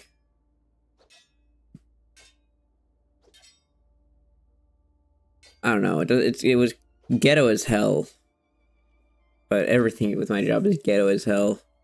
When it comes to, like, anything work-related, it's just always... What the hell is happening? I, like, showed up to work, and I was just like, I'm here now. I couldn't clock in. My numbers didn't work. There was no one there to, like, explain to me the job. I was just there, working. They're like, yeah, you've worked at the other store. I'm like, yeah, but I don't know where anything is. This store sells alcohol. I don't even know how to ring in alcohol. Like, man, I'm like, I don't even know what to do at this store. But, it's so boring. It's so much slower than the location I usually work at.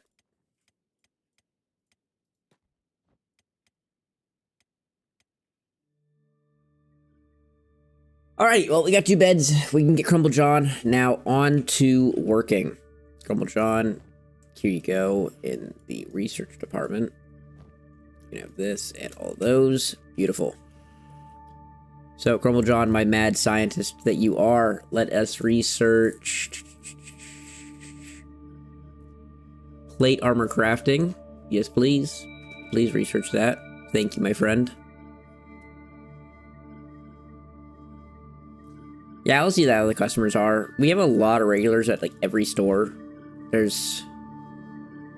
I've already met a few of the regulars at that store. They're wild.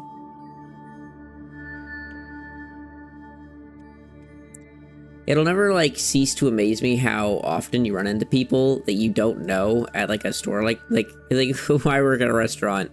The amount of people I run into that I'm like, I don't know who you are. Why would I know who you are? You know, you're just a random person to me. And they're like, all right, come here, young lad. Let me give you life advice. Why do I want life advice from you? I don't know who you are.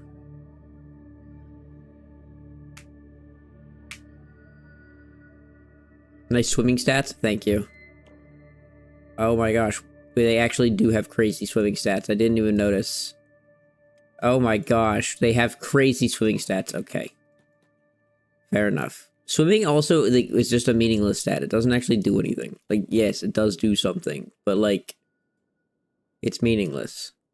Why, game? Why must you do this to me?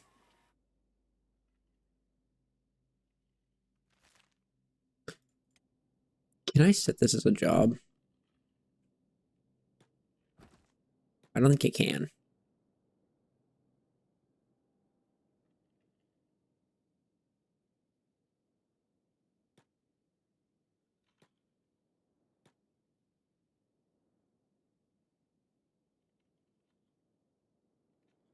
Yeah, well, I don't speak Spanish, and I don't have a single coworker that speaks English. So getting another job, getting someone to like communicate with at work will be difficult.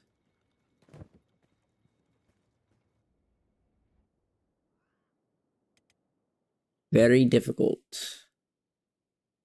Can only automate owned drills. Yeah, I kind of assumed that. It's unfortunate. Unfortunate. It's also okay. These guards, man, these guards are far out. Far out radical, dude. Alright, well, we'll leave Hot Longs and Crumble John in town, and we'll take these 4 to a distant land.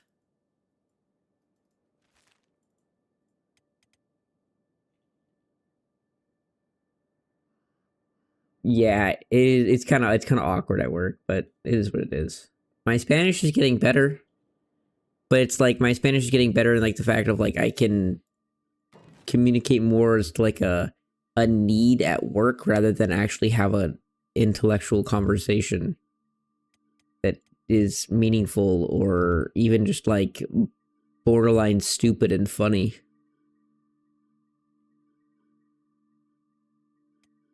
What am I looking for? It's a crafting. It's not a heavy armor smithing, it's a plate beating station, which is just raw iron, and which we can put like right here, sure. There we go. What do you take to bake? You take 4 iron plates. Well, John, you know what to do. Hello. Thank you.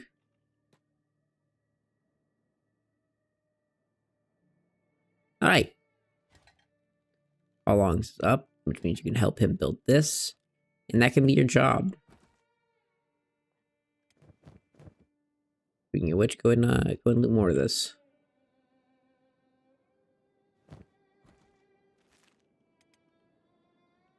Alright.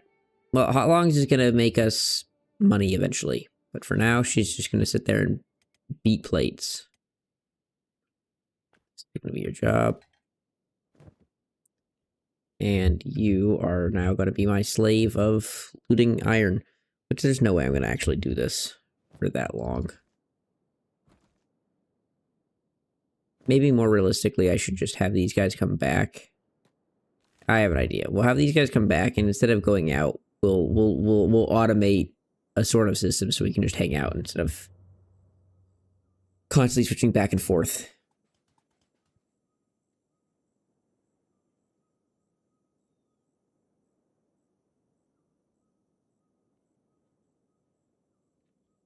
That's what you do while watching someone stream. Okay, who are we gonna watch stream? We'll throw on someone's stream while we get a bunch of iron. Who do you want to watch?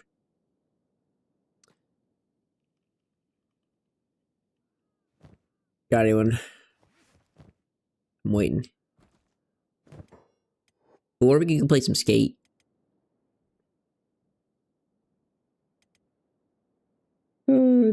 This new skate game looks so goofy.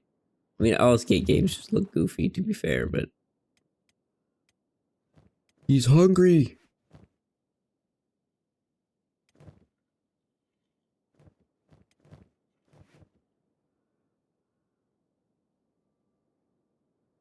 I want to see skate. It looks really fun. You want to see skate? Oh, you're a goofball. I mean, yeah, sure. Fuck it. Why not?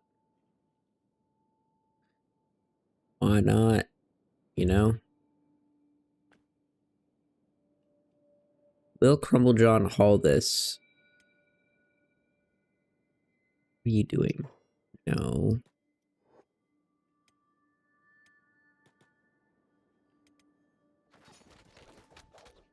Cool. This is okay with me. Alright, let's make Infinite Wing also mine this, and it's also burnt. Then you guys can just chill. Crumblejohn can have the job of this. Beautiful. Look at that. Oh, we need we need plate beating storage, don't we?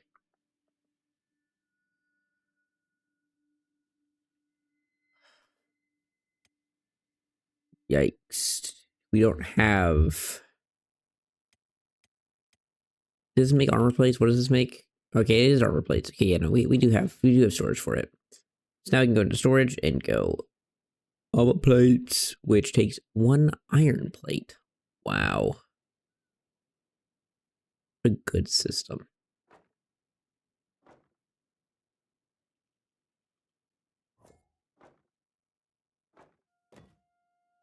There we go. And Sarah Beep can come by 4 iron plates. And look at that, guys. We have... What the hell? How did this Fogman get in here? I need 4 iron plates. Please. I don't know how that Fogman got in here. I actually got 5, but...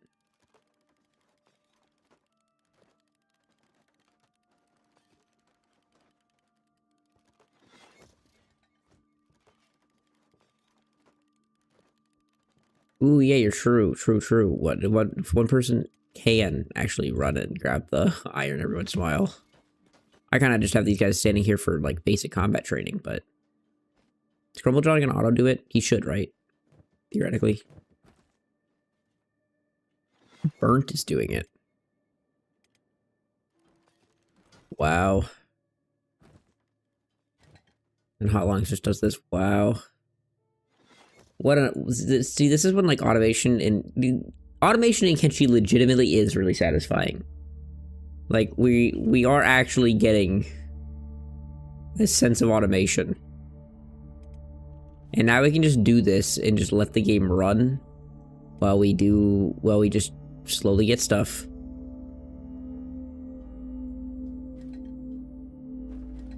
And, oh my gosh, you know what I should do? I should build a light.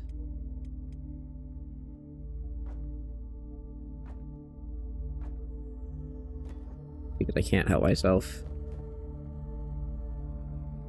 I go buy 2 more iron plates. We have lights everywhere.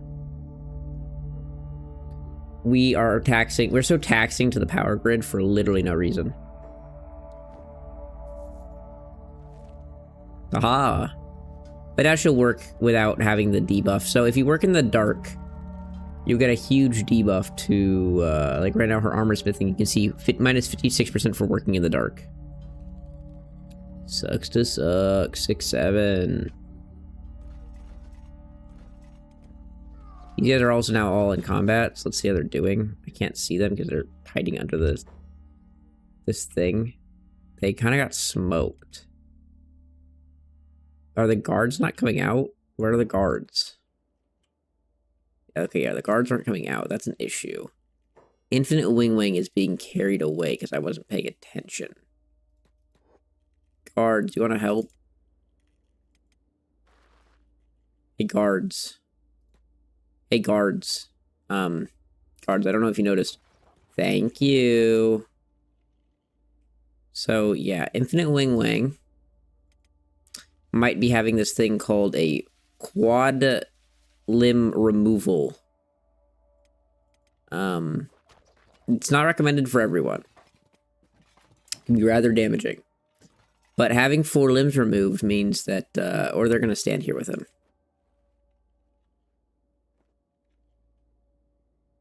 You want to heal yourself. You want to, what do you want to do here?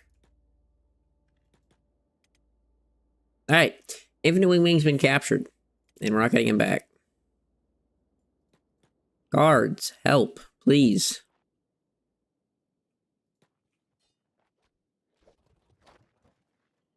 Thank you. Oh, fellow skeleton. Hello.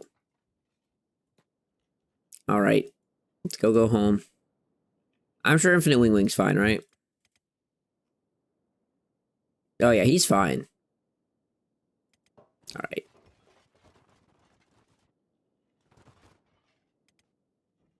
Chilling. Yeah, he's fine. Kenshi be like this sometimes.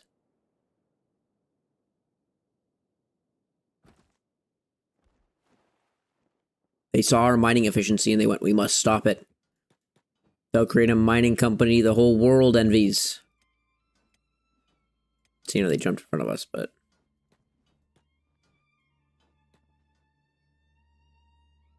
they don't understand it. Do you view where they mine from? But it does work, I guess.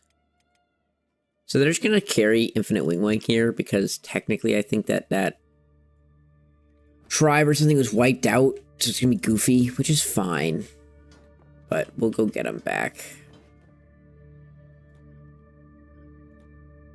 I think the easiest way of getting him back will be attacking the one that is carrying him, getting it to aggro onto Beep, and then running it back to the guards. Ow.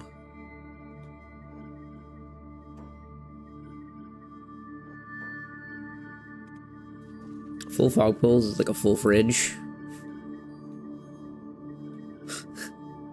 You think it like gives them happiness? When I have a full fridge, like I'm actually in a better mood. It makes life, like it actually makes life so much easier. Yeah, it's just like a goofy thing, but it's just so nice. Come on, Cyber Beep. Come on, Cyber Beep. You can win this. Come on, Cyber Beep. Show us what you're made of. Come on, buddy. Come on, you gotta block those. You gotta block those, buddy. Oh, he's going full offense. He's going zero defense, full offense. All right, let's see it. Beep. Watch out behind you, buddy. Nice, he blocked. What a good boy. Maybe I shouldn't be talking to him like that. Infinite Wing is still being carried. If the thing wants to come by itself, Beep can 1v1 it. Alright, Beep. Get our friend back here. Oh, yeah. And he's carrying Infinite Wing. He's gonna be so much weaker. Yeah, run away all you want, buddy. You're not where you think you're going. Easy. Infinite Wing is back, baby. Sheesh, look how much stronger we are. Look at us growing up. Growing into the big world. Actually capable. Burn still, what was Burn doing? Burn just has a bunch of iron on him. All right, let's go home. How long as you keep working, you're not allowed to do anything but work. Slow line, can you go buy some food real quick from the vendors? Let's go buy some food. They got food cubes, I'll take them. They got ration packs, I would love those even more. Give me that backpack back, oops. Gosh dang it, no. No, whatever, you can't. You can go put all your food in the storage thing after we buy it all, buddy. Calm down, there we go. They get to do it. Beautiful. Yeah, everyone eats. Sorry, Slow line wanted this bed. You know what? Let's make more beds just because it'll be just more convenient for having this many people at this point. Let's go interior. Let's go. Let's make this whole wall beds. Bed there. That bed might be kind of inaccessible at times, but fine with it. And this is 12 more fabric, which we're going to need. All right. 12 fabric and what? 4 building. Okay. It's 12 fabric. 3 building materials. That's not enough, but it's something.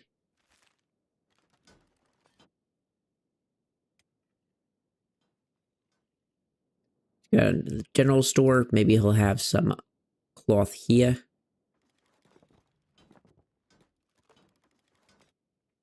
Hello, sir. Your fabric. 7. Oh, shoot. Burnt is in combat. Is Burnt doing okay? And I hate the position that he chooses to mine this from. Yeah, no, Burnt's chilling. Good job, Burnt. Infinite Wing Wang woke up and chose to immediately go to his friend's aid. What a good guy. What a caring, compassionate man. He cares so much. What a big heart. And Cyberbeep went to... Oh, I forgot we were members with these people. Completely forgot we were members of them.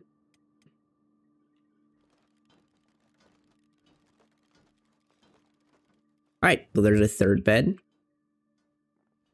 Oh, we don't have building materials, so it's not a third bed. We did deposit the fabrics into all of them. And then this one, you still need 3 more fabric. Burns into combat again.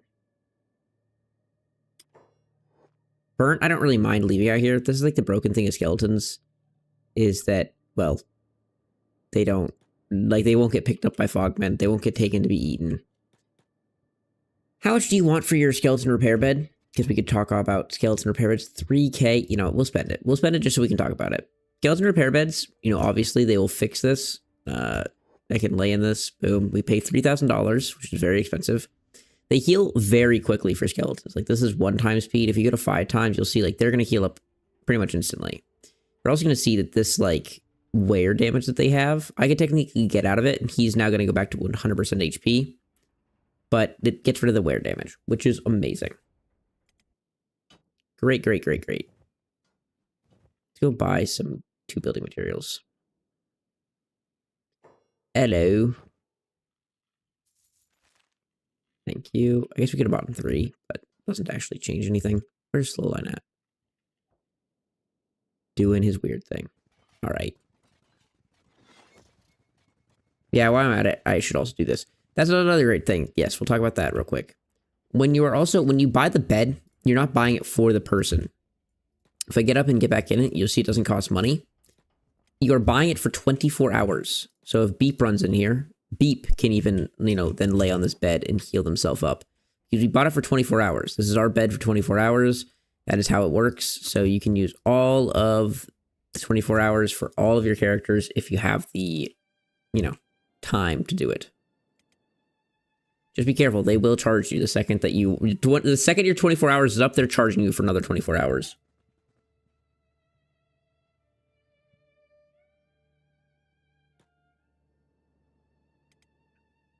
Burnt is immediately back out to work. All right. Do any we have some plates. We do have some plates. All right. You two. Get back to work over here. Slowline and Cyberbeep can come out and play guard. Look at this. We have like a whole mining operation and everything going now. How beautiful is that?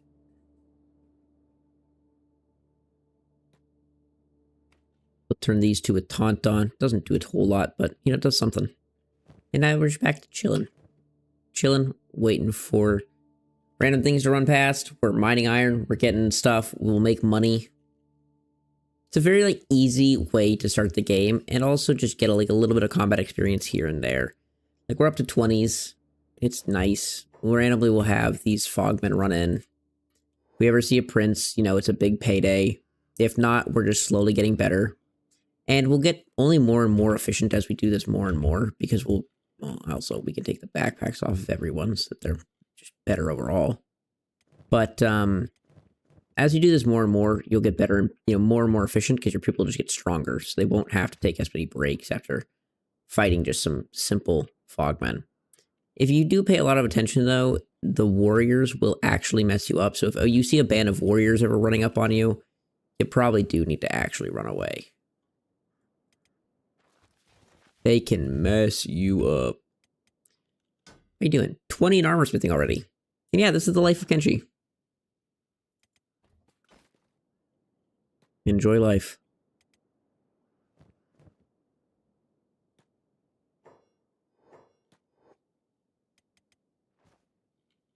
Beautiful.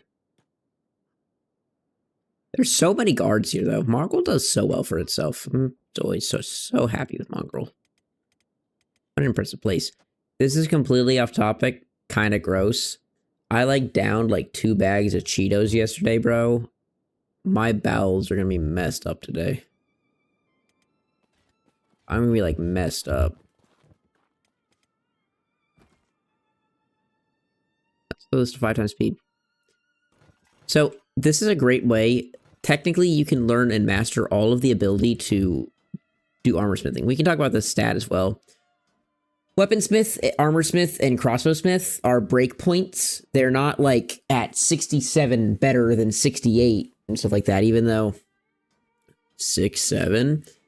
Even at these numbers, you're not better than them. They're breakpoints. So, at, like, right now, you can see that for crossbow quality, it says prototype right here. That's the best quality that they can make. And you can crit and have a chance of making something better. That crit rate technically does go up with the number, but we'll explain. Versus, like, weaponsmith, their armor quality is shoddy. And then we're back to rusted junk.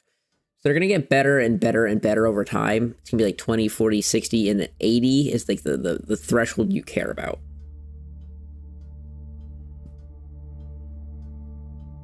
Bro is a ticking time bomb. Acid water in there. Okay. I'm a little bit of a ticking time bomb. You're not wrong.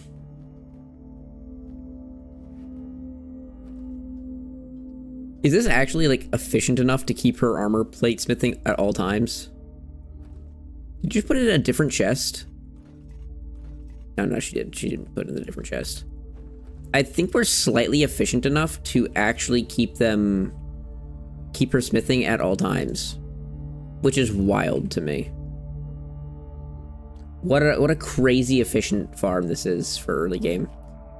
So yeah, not only does it get her, you know, a very, very valuable resource, and her armor smithing is going up, we are also getting armor plates, which sell very, very well. 488 each.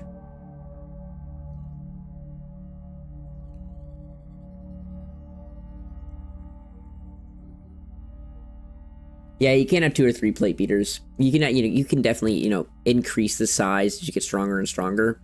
The nice thing for me, like, I don't think that you need to ever increase it. Obviously, if you want just to sell armor plating and make money, you're going to want to increase it from just 1. The nice part of having 1 for, like, in the early game and doing this kind of farm is just getting the armor smith up. This skill is something you're going to want at 80 in any long run, and it takes forever.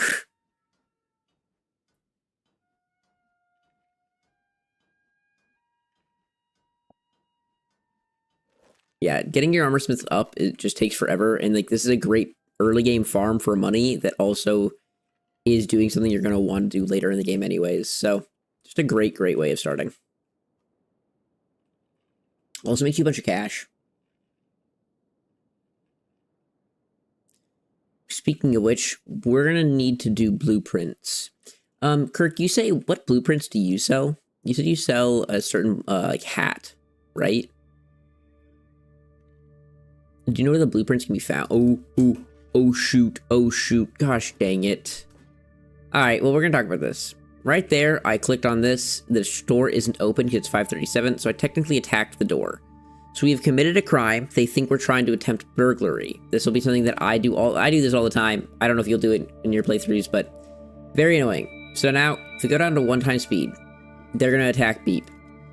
We want everyone else to make sure that no one helps Beep, because no one else will get charged with a crime other than Beep, as long as we don't help him. So Beep's gonna get his ass kicked. It's very annoying. They'll then immediately pick Beep up and put him in jail. They didn't put him in jail here, which is kind of annoying. He'll have a bounty. It will expire eventually. So the way of dealing with this will be to just leave him inside a house, I guess, until his crimes are, you know, he's done. Oh, Lord. Okay. No, everyone stop. Everyone get out. Stop it. Stop it. Leave people alone. Leave people alone. Why are you... Don't get in combat. Just leave. Just leave. Just leave. Just be done. None of us need to be... Oh, okay. Well, we're all now in combat. This is one of the worst parts of Kenshi, is this dumb stuff, where now we're all fighting and getting our butts kicked. Yay.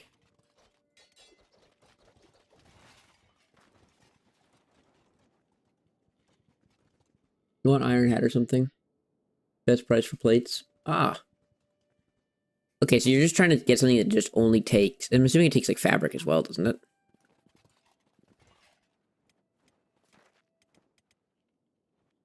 Burnt is dying. Hot Longs is also dying. He has a bounty for the... Wait, what? He has a bounty with the United Cities. Not Mongrel. So you can go first aid them. And you can go repair him. Alright.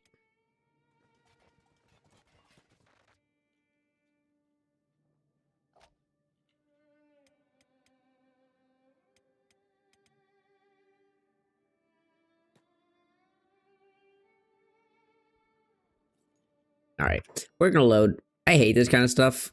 I think it's like just such like a bad system where you just automatically run up to doors and start beating on them, and then they think it's a burglary charge. It should be a dialogue option where they run up to you and like, hey, what are you doing?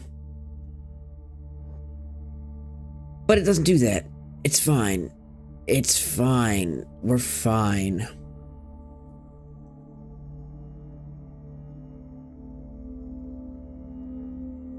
It's 1 piece of fabric for like 5 hats. Oh, okay, that's actually really good.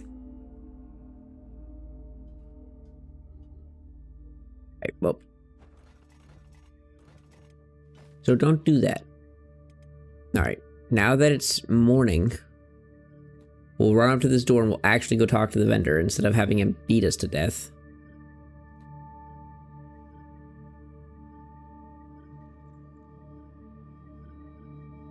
Yeah, but the breaking down door stuff and also like the petty burglary is really annoying.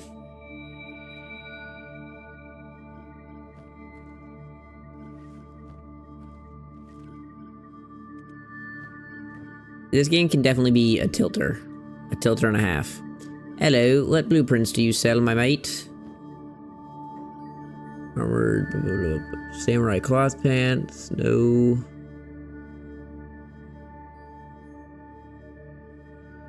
Sells dust coats, which I could buy the print for. We don't have any money. Yikes, we broke, my fam.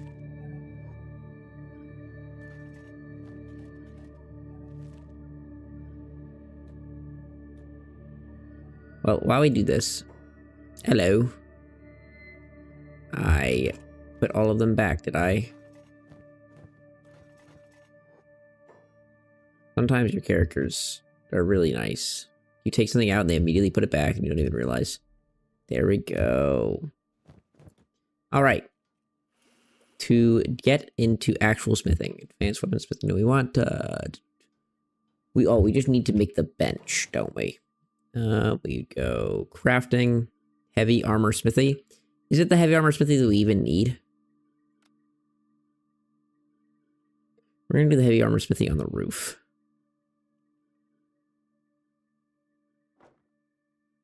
Which takes 10 iron plates and 5 building materials.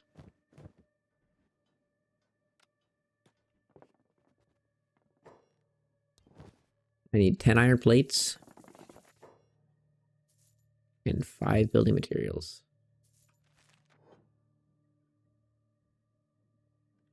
All right, we'll make the armor smithing, which does require power, but there is power just in the city, so we're good.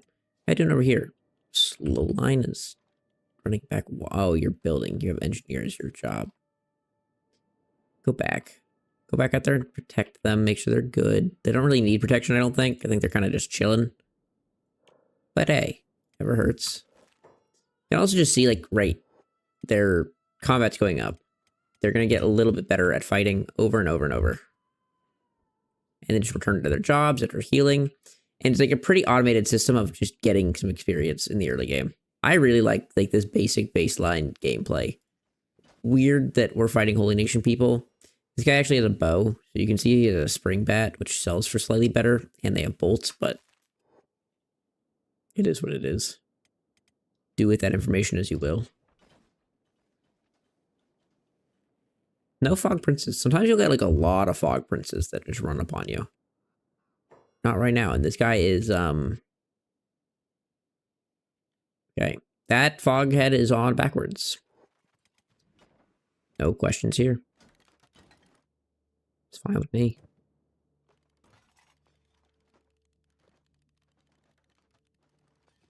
It's weird Holy Nation uses expos. Well, that was the spring bat, wasn't it?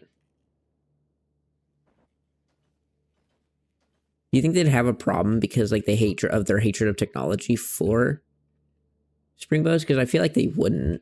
Because they use, like, spears and armor, which would, you know, require, like, forging and stuff like that. I feel like they'd be fine with, like, more crude materials than that. Like, 'cause it's not technology. I think, like, they'd have, like, problems, like, electrical components and, like, that kind of technology. And cybernetics is, like, their actual technology rather than just robust, like, ironwork stuff. Alrighty, we can make nothing good. So now we need to get blueprints. So the way crafting works in this game is that you'll see we have this menu. These are the materials that are required for the current thing that is queued, which is nothing. But if we, like, click Heart Protector, you know, Heart Protector needs material cost of fabrics and armor plating. Yay, okay.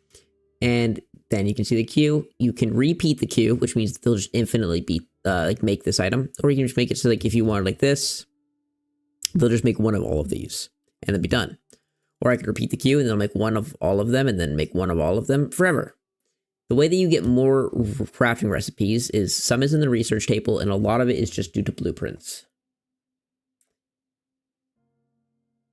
Yeah, they do have wind generators in their cities. They probably, I guess, yeah, they have to be okay with some technology. I feel like that's a weird one, though. I feel like they shouldn't be.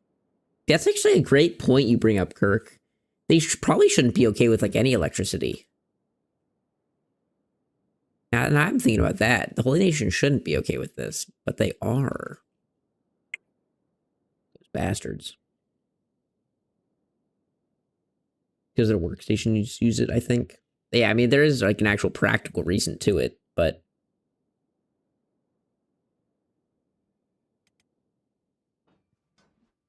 to be fair, though, cities don't work without power. Like, you can't just have a city without power, so if they did have no power, then it wouldn't work. It would be a broken system. All right.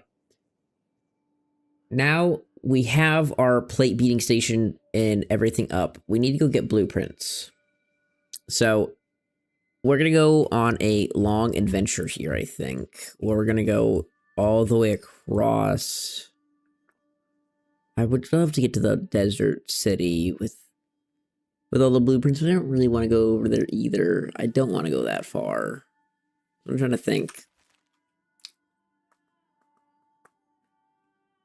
Where can I get this plate helmet blueprint?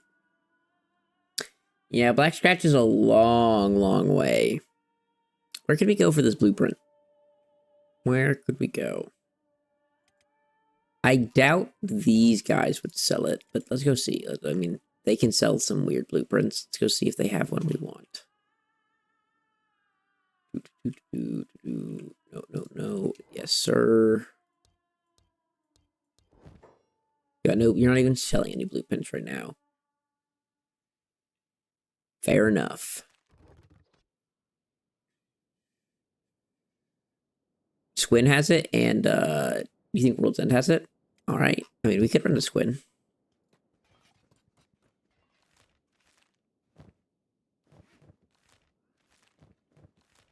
I mean, let's just run to Squin. I'll run to Squin right now with Beep. We'll see. Because we have a pretty good automated system here, but I just want to keep improving it a little bit upon a little bit. We're going to need to buy a little bit more food, but like we have the economy now to buy food, which means we can also recruit a couple more members. That is another thing, with the maximum amount of people that you can have in your squad in base game being 30, which I think it's 30. What if you have a fully automated base? A lot of your crew is that base, which is a good and bad. I think that like the final tier of technology, you know how it kinds of at the final tier of technology, typically when you get like to manual refineries 4, they automatically do it, meaning it'll automatically refine the materials. You don't have to have someone working it. But this is kind of a lie because you still have to have someone that hauls it back and forth. And so you still have to have someone working it. I think it's like the final level. It should be more like Factorio, where you have like conveyor belts automatically bringing the stone to the machines, having the machines automatically like deposit that stone into the chest.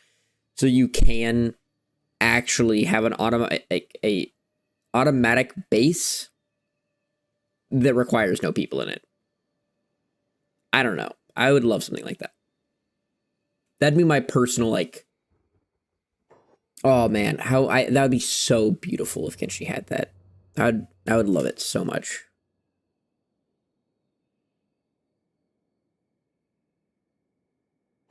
Yeah, at the top end, like a character, I think can even do like more than that, like 2 or 3 drills and refineries in the steel mill. Like you make it so like one person can do like all of the jobs.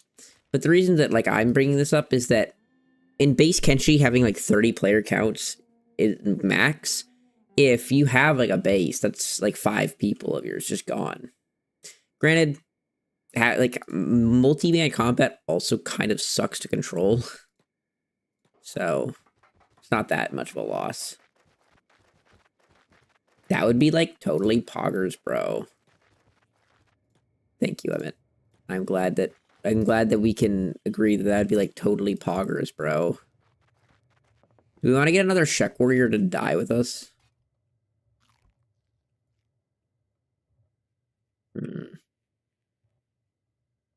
Where's Rain the Giant at? We haven't seen Rain the Giant yet, have we? Sue! Alright, we'll just wait here till daytime. Yeah, you're right. At first you can employ anyone. Hi, baby! Welcome home. Long day. Yeah, and just really stressed about the car. Thankfully it turned on, but it was like I know something's wrong with it. I'm just so scared about tomorrow and like my audition. It'll be okay.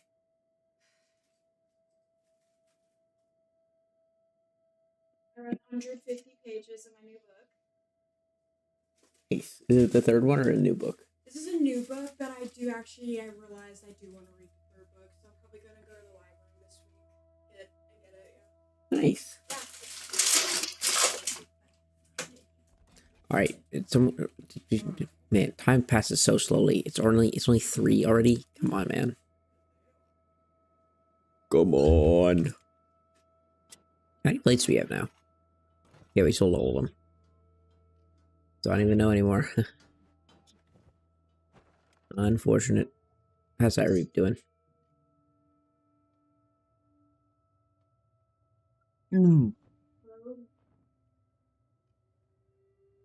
Oh, sitting for so long can mess you up. These bunch of starving people. Look at all the starving people. Look how beautiful they are. We could follow them out and have a beep try and beat them all up.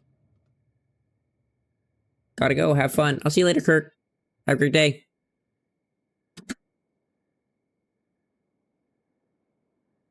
Alright. Go follow these starving bandits out into town. Beat them up.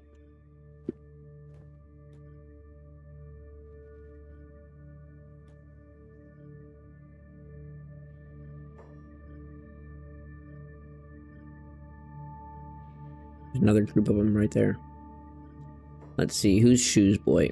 You. I'll attack you. Tire Beep lost. Unfortunate. Hey, it's a little bit of training. Every little bit of training matters. We weren't going to the general store, but we were going to the armor shop.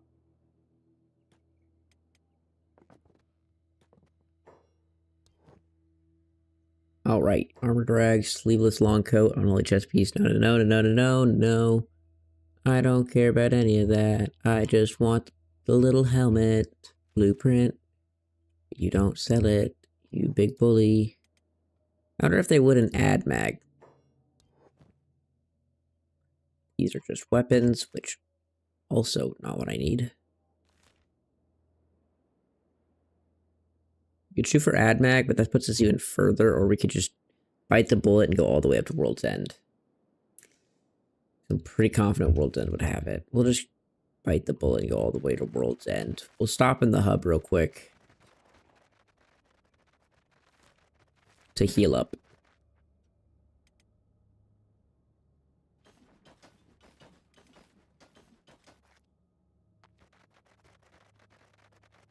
You don't see that? Did you just run out? Then I grabbed him by the scruff and threw him in. Why is he not leaving? Would... These cats, man. This cat hole, bro.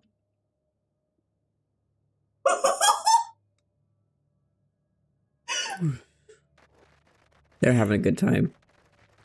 They're like, Mama's home.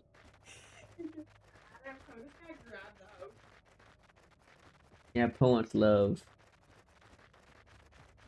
What the heck? What? He's... Oh, he got an itch.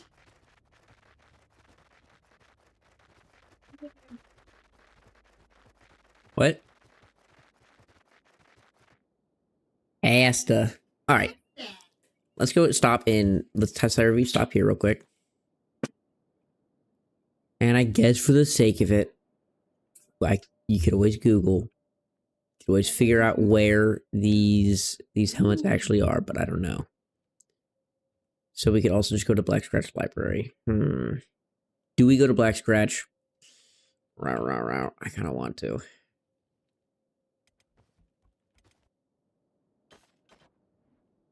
Man, when we're not here, just like no enemies run her in.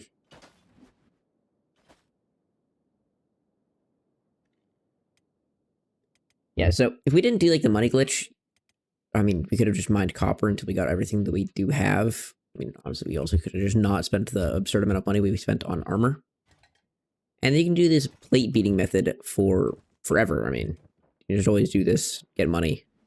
It's vastly more efficient. Also, the better you get at mining, better you get at resources. This also is going to, like, these little encounters are actually so nice. Yes, they slow down like productivity technically. This is incredible. It's slight improvement to your stats. It's just always going to be building up over time. It's like the most important thing to be doing in Kenshi is just making sure your characters are always improving in some kind of way.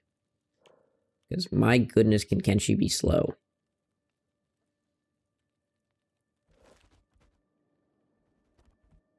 Cyber beep. Cyber beep.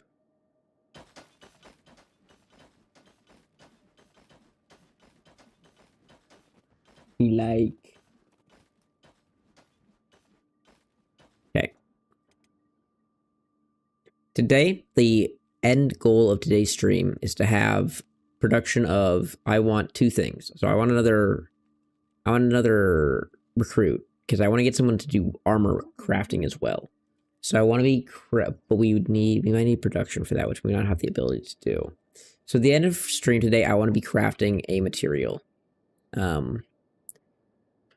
Or a hat, or I want to be crafting something that we're going to be selling for good value. Because I want to show that if you want to take this a step further and get even more efficient, you can start doing that.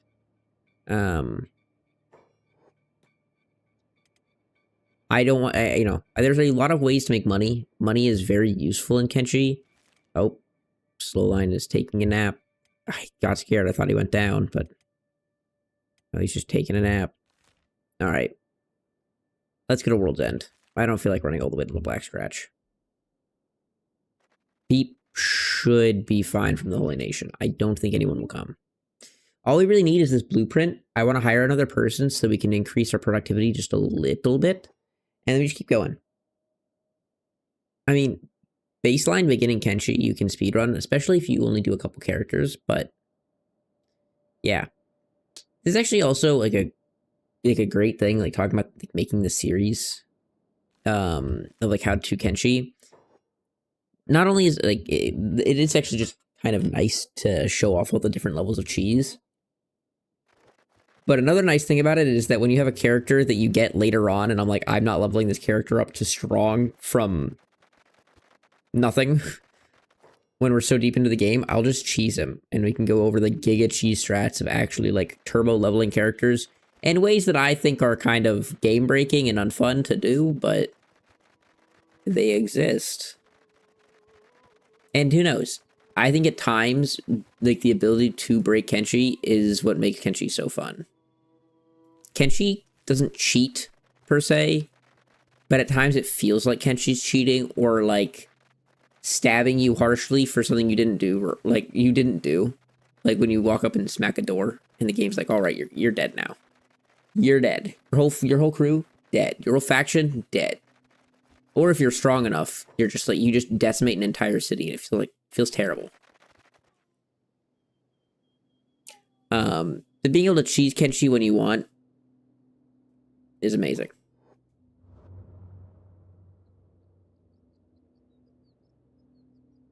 Look how gentle he is. I know he's being good today. He's always good. No. But he's being good. He's always good. You're so cute. You think Armor... No, Armor King doesn't really have any blueprints, does he? He just has gear. So Armor King, probably not very useful. Do these give athletics increase? They do. I was wondering why we were so fast. I forgot KLR or Skeleton Legs give athletics increase. Okay. Your food is now ours. Huh? It's not. You know what? I might be down to fight this. We don't have any food, so... Not gonna share anything? No, I'm sorry. Fight him, Beep. Fight him. And we can see how much stronger Beep's gotten. Look at this. That's multiple deflections. Boom, he gets another deflection, another like, look how much stronger Beep's gotten. Like, this guy is a different story, man. Like, look at how strong he's gotten already. It is very satisfying to see how much stronger you get so quickly. At the beginning, he couldn't even fight one homeless dude. Now he's fighting 6. Look at him. Pretty funny. Hugh Frank Sinatra's That's Life. Alright, Beep is still losing. But he did great this time. Like, good job, Beep. You did great. I'm proud of you, buddy. It'll only continue to get stronger. Beep arises. Alright. Now he can keep on going. He can go back up to the World's End, where he can take another nap. Beginning of Kenshi is a little bit of a nap simulator. A nappy nap simulator. I'm not gonna lie.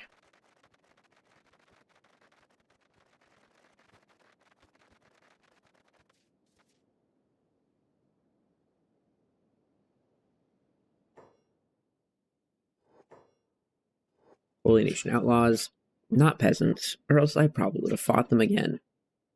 Oh yeah, you if you're not if you're not allied, or if you're like a Shek or something, I think even as a Hyber, maybe we could just test it.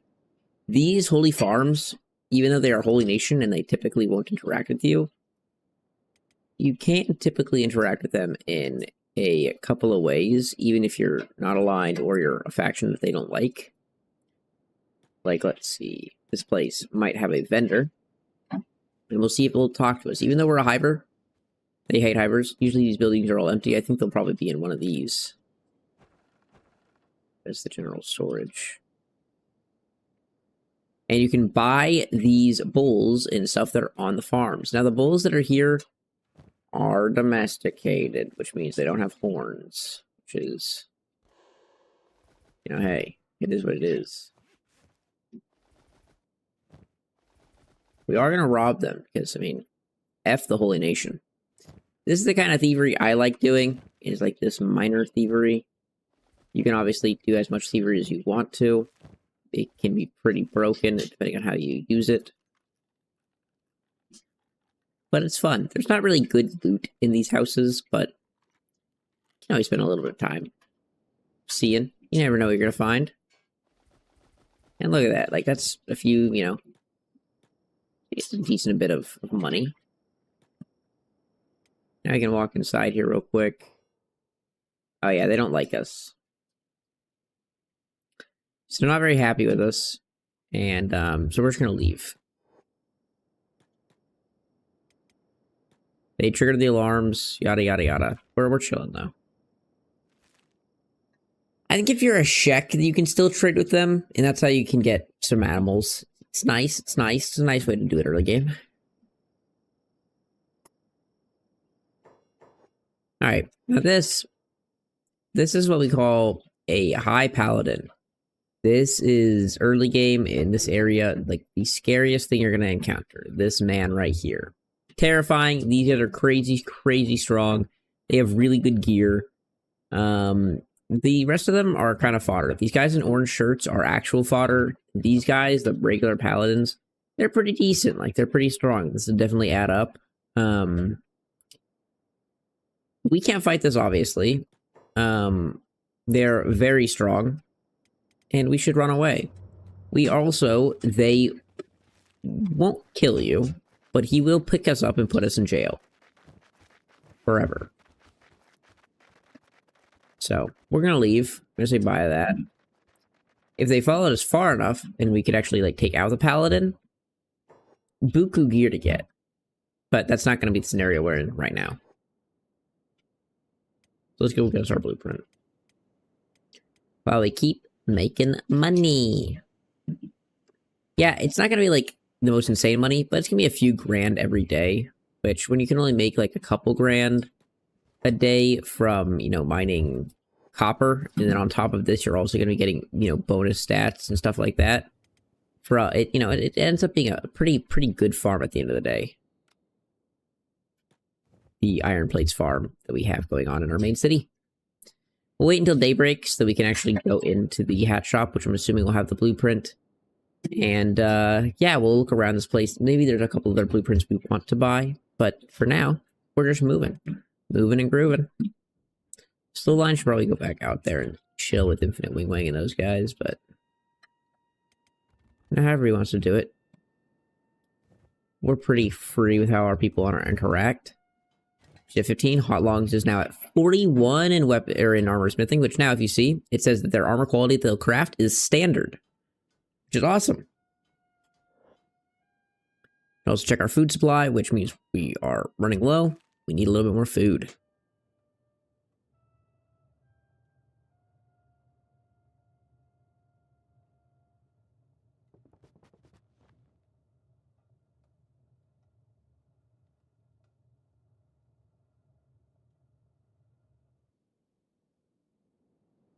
Alrighty then, alrighty then, alrighty then. Daybreak is now, so I think the shop's open in an hour. Open up at 6. Love you. Love you. Running away. Bro, what is Tuka doing? Look at her.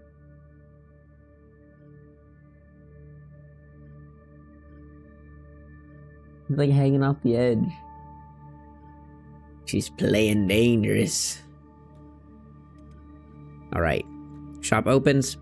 Hello. I love how they run behind the counter like I wasn't doing anything. I'm assuming the iron hat is what we want. I can't afford that. Ugh. Now can I? And you want a lot of money, huh? Still can't afford it. Okay, give me the iron hat. And I think that is all we need to make. Let me go look back at base. On top of the roof.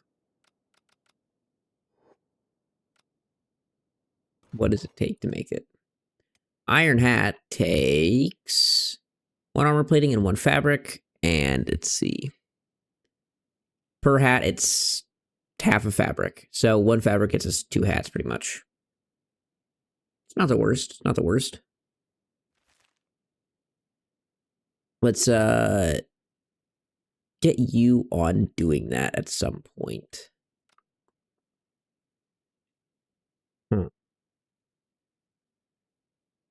We would need fabrics, but... Well, Beep did it. Cyber Beep. While you are here, though, well, we don't really have any money. So, Cyber Beep, your goal now is just going to be come home. Good luck, buddy. I believe in you. We're not going to be watching your travel this time, which is a bit scary and sus, but I'm sure he'll be fine. I'm sure Cyber Beep won't be thrown in jail and never seen again and not make it back to us. I'm sure that's what will happen. Where are you going to go put this fabric? Do we have a fabric chest? We don't, do we? Oh, we do. Well, I mean, we don't have a fabric chest, but we have this. So we put it in there. All right, that's fine. Let's take...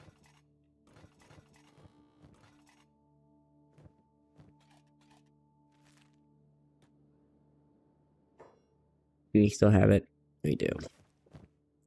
Let's take all of the armor plating and let's go sell it and then let's go buy a bunch of fabric and we will get, because it doesn't take much fabric. We'll just start while she's doing her thing. I'll take all that money. While she's doing her thing making armor plates, we will get a ton of fabric. And once we have a full fabric chest, then we will let her start making helmets for everyone. The iron helmets are also pretty good. So not only will it be nice having that, we also should have gone back to the general store, which we didn't go there first. Not only will it be nice having that, the iron helmets, which means they're good helmets, but we can also then sell them. And I'm sure that they sell pretty well, better than the crap we're doing now. I guess we could buy all the cotton and hemp as well. Do I want to? Do I have interest in it? We'll come to terms with that later. And then I also want to go storage fabric chest. We're looking for a fabric chest, which I think is, yeah, it's not in storage fabric. It's just a fabric chest, which is just a different name. Very annoying, and we are going to put it right here and here. I'm going to go to the bathroom real quick. We need 2 building materials for that. But you guys can watch Cyber Beep on his journey. Hopefully Cyber Beep makes it back without dying. I think Cyber Beep's probably staying still because it doesn't look like he's made it very far. But give me 1 second. I'll be right back. 1 second.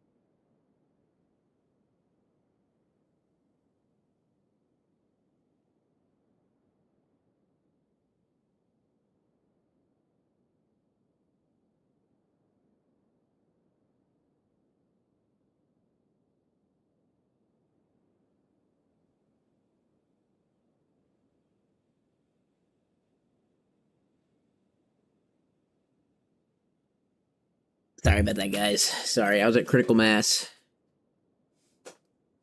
I had to alleviate the Cheetos from my system. Don't stop laughing. My wife's just laughing at me in the background. I'm glad you think I'm funny. Alright, so once we fill up a chest of fabrics, that'll be pretty nice. Then once we fill up the chest of fabric, we can move on with our life of crafting plate helmets. Assuming plate helmets will trade pretty well at the highest rarity. I need all these. I do not. I only needed 2. But I bought 4 because I'm not a smart man.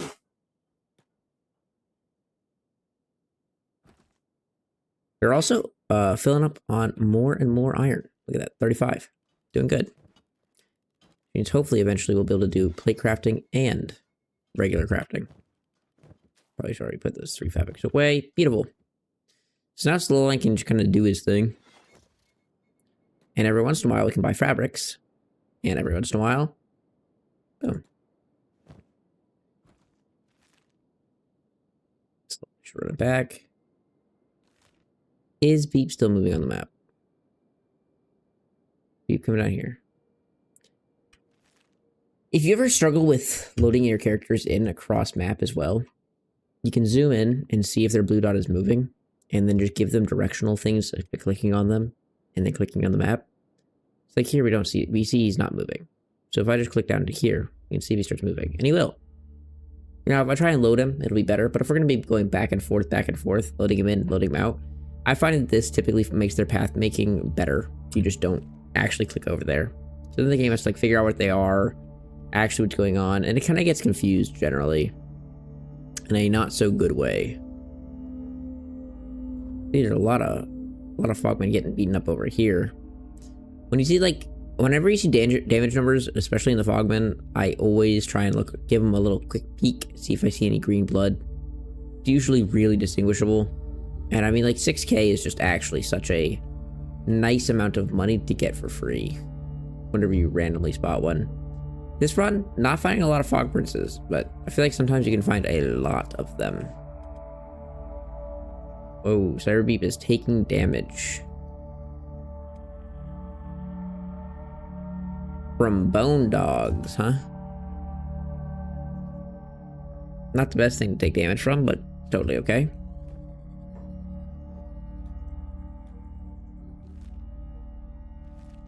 Man, my nose is so itchy today. It's so aggravating.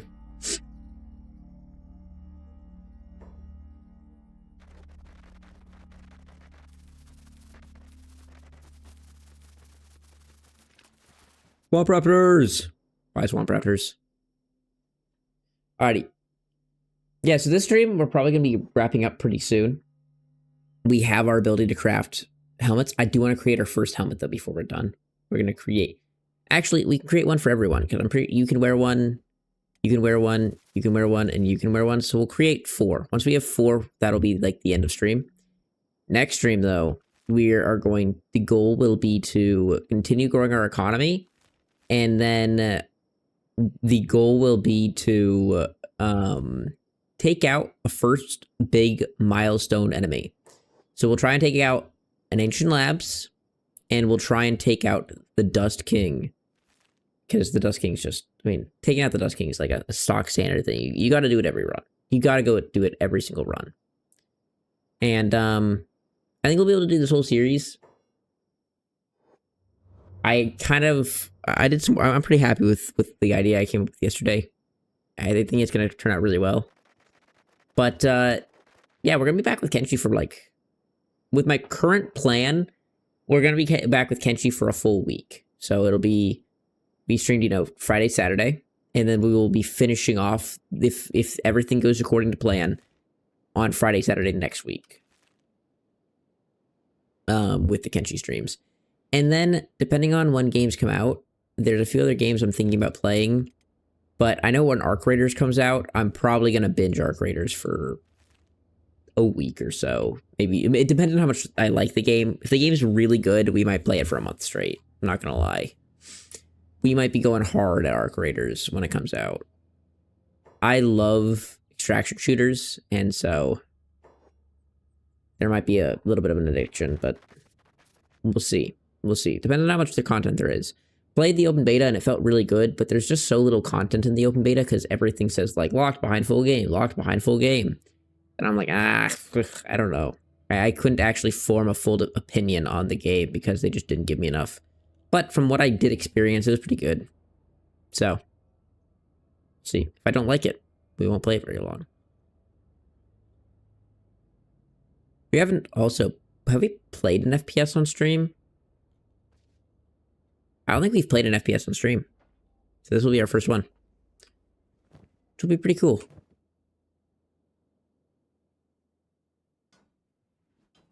Building materials. Oh. No, he just took the fabrics and he's going to build the bed. Nice. Appreciate you, buddy. Thank you, Cyberbeep.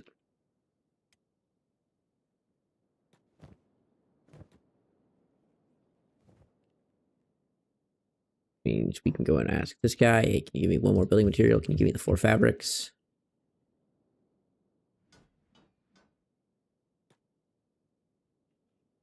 And then we can run over to this guy over here. See, do you have more fabrics for me? What a good man you are. All the fabrics, thank you. And slowly but surely, we will become a beautiful empire like this. What are you at hot longs? I really want to get hot longs to 60, but I don't know if I want to wait to 60. We'll see if I can actually... I mean, this kind of breaks the game sometimes. We will try it. Let's see if we can speed you up to like 10 or 15 times. How you doing, hot longs? You still going up? If you go up to 40, they usually break. Maybe they won't.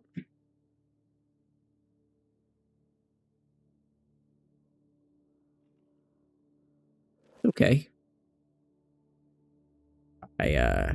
For 40 times speed, this isn't that bad.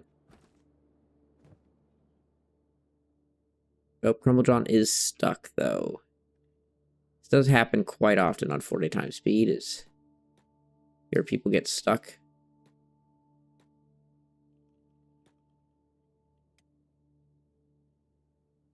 Which is understandable, I suppose.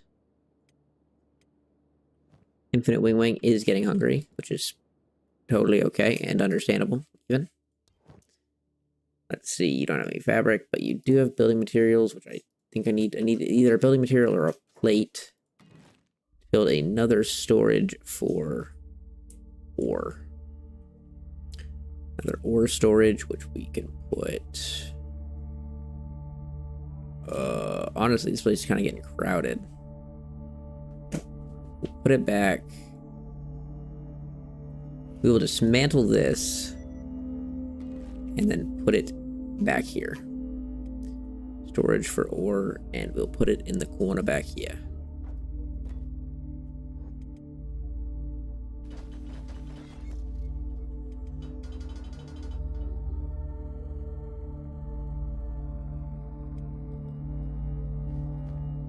All right, there we go. Then these two can go back out here and sit with and chill with these guys. And we can let hot longs just continue to make plates at this crazy speed until they get to 60. Once they get to 60, we will craft some helmets or some iron hats and see their sell value as well. Because then they should be able to make high quality gear. Kenshi is really nice for little things like this, where it's just like, I wish I could just speed up the game for some of these slow, dull moments. Tao is coming together. Tao. This game, it really is coming together. The beautiful progression of Kenshi. Slightly more capable, and then slightly more capable. 550... How many we got in here? 20. Sheesh. How long is it going? Yep. Look at that. 54 armor smith. We just need 60. At 60, they have the ability to make high, and then they can crit into specialist. And at 80, they make specialist. They can crit into masterwork. You can't make master or edge type 3 weapons. You can't make edge type 2 weapons, but you can make perfect armor, which is an interesting choice, but it is a thing nonetheless.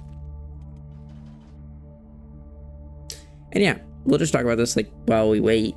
Like you can just see everyone's skills are just up by just a little bit from, you know, being out here. And that's really just all Kenshi's about. Little by little growing your character. There's ways of exploiting it and getting one stat really high. But for the most part, Kenshi's just a slow grind. Yeah. Look at that. Look at that. At 40 times speed, they don't really operate properly, but 56 armor smith, 57 armor smith, and then they can make us 4 helmets. And we can continue having our ears completely pierced and penetrated by the noise of the song. Hell yeah. Hell yeah. Alright, hot longs. What are you? 57, 58 almost? Are hungry. We can buy some more food, which wouldn't actually be a bad idea. Infinite wing should be good. Burnt doesn't need food. And yeah, so today let's see, what did we do today? Today we started up and we were just all sitting here with nothing in our house. Now we have a bunch of furniture, a bunch of beds. We have our like basic automation economy going. And we're gonna get into armor crafting now. So we'll end off stream here with Hot Longs crafting us some actual gear.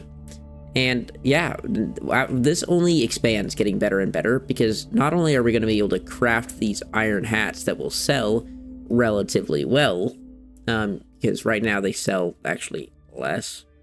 They have less value at standard than just regular armor plating.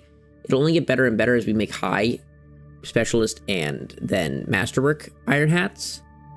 But on top of that, we'll be able to craft really good armor for all of our crewmates, so we can just instantly get better armor than even what a slow line has on just automatically.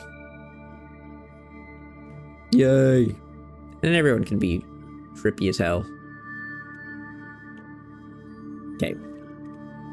Hot Longs has completed their journey. Let's go ahead and run over to the bar real quick.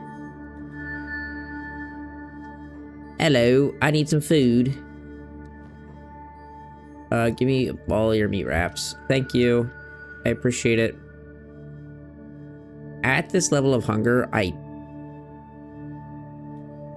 think you might get some stat penalties. Yeah, we're gonna need to wait a little while for her stats to go back up. Well, she's not actually gonna craft at 60%.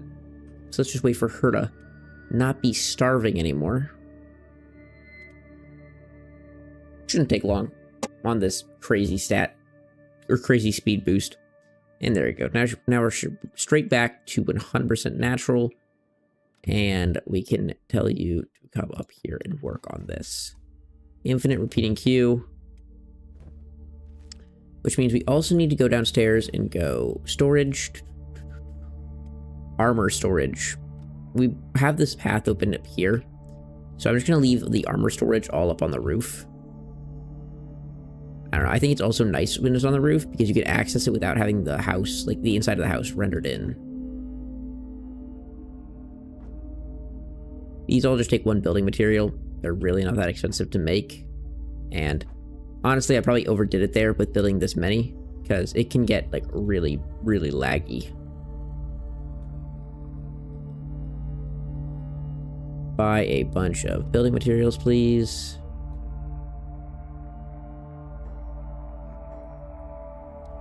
I want, how many did I build? 1, 2, 3, 4, 5, 6, 7, 8. So I need 8. Thank you, thank you. Let's see. There's our first hat, which she low rolled. Oh, it's because there's no lights out up here. Yeah, I didn't think about that. Oops. we will make one right there. And you will need to go buy an iron plate, so you can make that right now.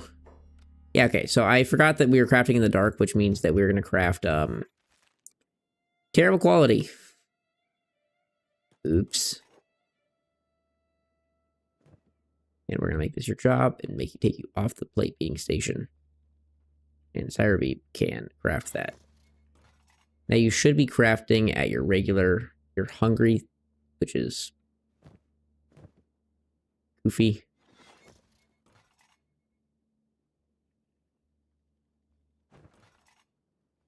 You can see standard sells for, I mean, actually, we just lost money on the shoddy grade one. We'll see what high grade sells for. Which I don't actually think you're still not crafting at. But it's okay. We still love you, girl. How many plates do we have? 25? 45. Alright, so yeah, now the next step is going to be getting another person to start up doing the plate beating themselves. I guess we can have you.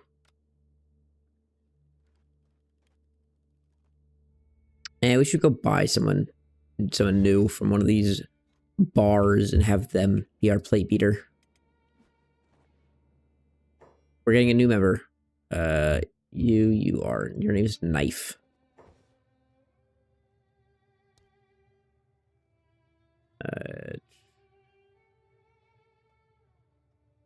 You're a team, small-time thief and extortion, essentially to me. What's your price? 6,000 cats. All right. Go get 6,000 cats. And all these hats that we can go sell because we don't want any of them yet. There's a high grade one, which sells for double. Found a couple high grade ones.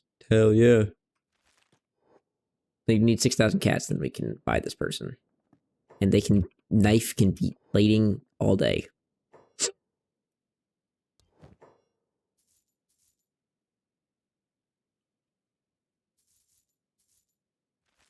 Cool. I'm back, Knife. We're gonna add another E. Knife. Alrighty, Knife, you have one job, and that's gonna be to beat plates. Congratulations! Woo! You've been promoted. You are now one of my elite employees. Alrighty, yeah, so now we can see, now that Hotlongs is actually producing high quality grade, it is, you know, they sell for 885 at this point versus the 400. Now they're still really not even paying for themselves, but this is like really good gear. So,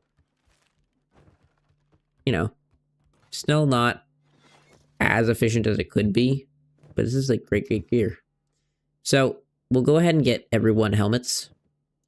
Then we will, where's Randy? It says Randy.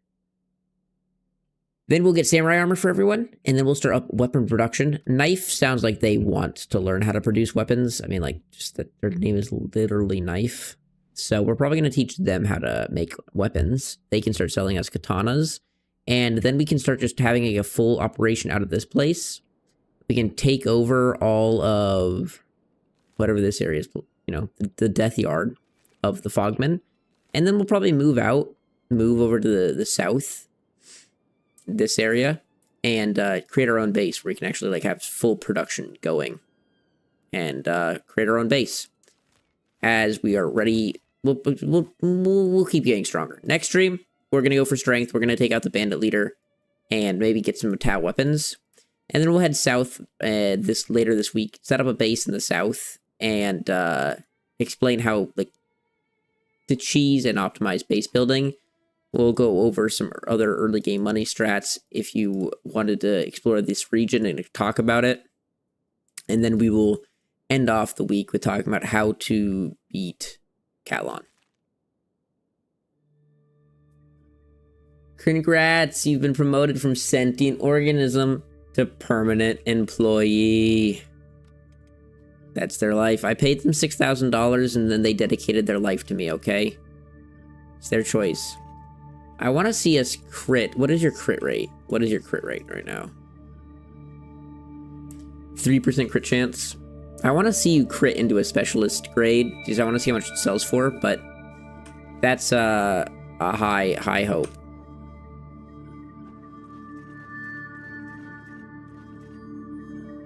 All high grade, huh?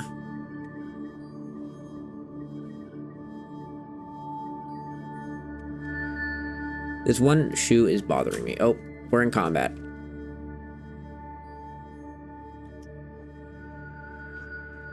Look at that. Our boys are so much stronger.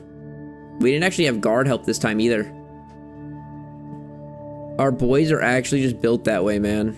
Just great. Just so proud. So proud of what we've become. Oh man, I forgot how satisfying streaming Kenshi can be. Like, look how much we've already done today. Wow. Alrighty, well I think we finished this off with like a victory lap. I do want to wait. I want to see a specialist one. Come on. Come on. Let her cook, let her cook. She still hasn't cooked. Trying to let you cook, my girl, but like, can you make a specialist one, please?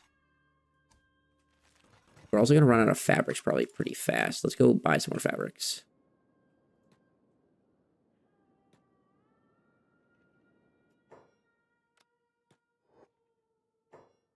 Show me what you got. Take all the fabrics. Show me what you got, big dog. Give me all the fabrics. All right, now we can go deposit those. Thankfully, it does not take a lot per helmet, but we do need to get these fabrics into this chest. All right. You got a specialist one yet? You got a specialist one? Okay, my girl, please crit. She's making so many. She's making so many. Alright, while we wait on her, let's also go talk to this vendor. What do you sell for your blueprints? White plate jacket isn't bad.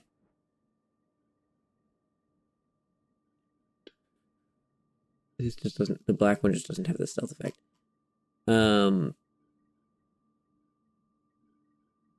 I'll take white plate jackets.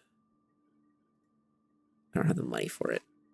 I'll make our whole crew roll around in a white plate jacket. I don't mind. Still no crits. It's fine. It's fine. It's fine.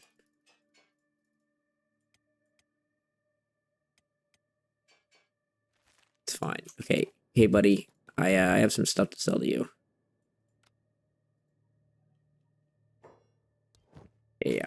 Take all of this and these. And then take all of these as well. Oops. Close that. There you go. White plate jacket. I want the white. Oh, do we not have white? Did he refresh his shop? Now we have plate jackets, black plate jackets. That's, I guess, fine with me, I guess. I do think white plate jackets are... Nope, there's white plate jackets. I do think white plate jackets are the best.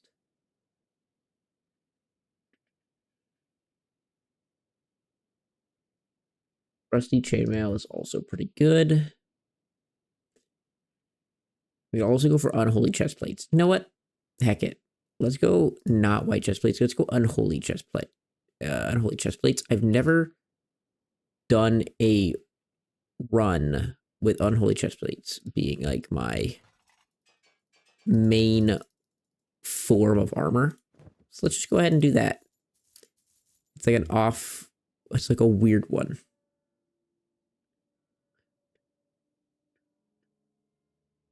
Unholy chest plate.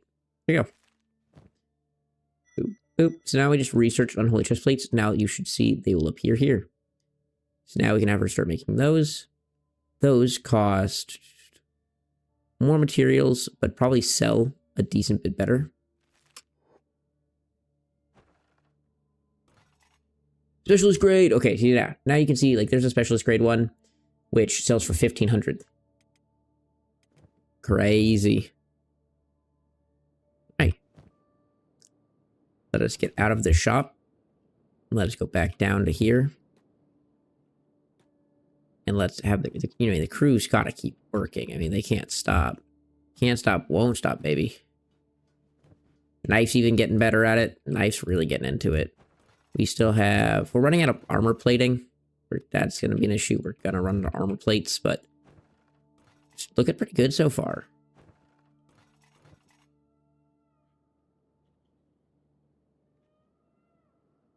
How long is he going to do it? Takes her a lot longer to make an unholy chest plate.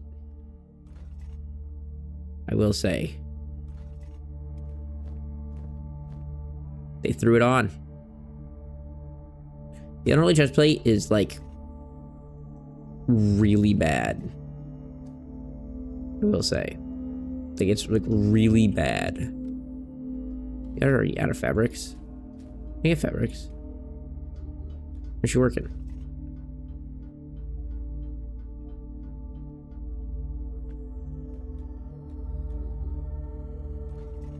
Inventory full. Yeah.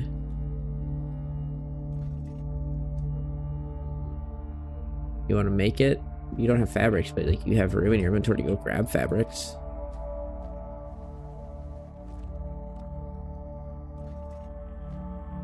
Weird. All right, you go, girl. You go. Who am I to judge, right?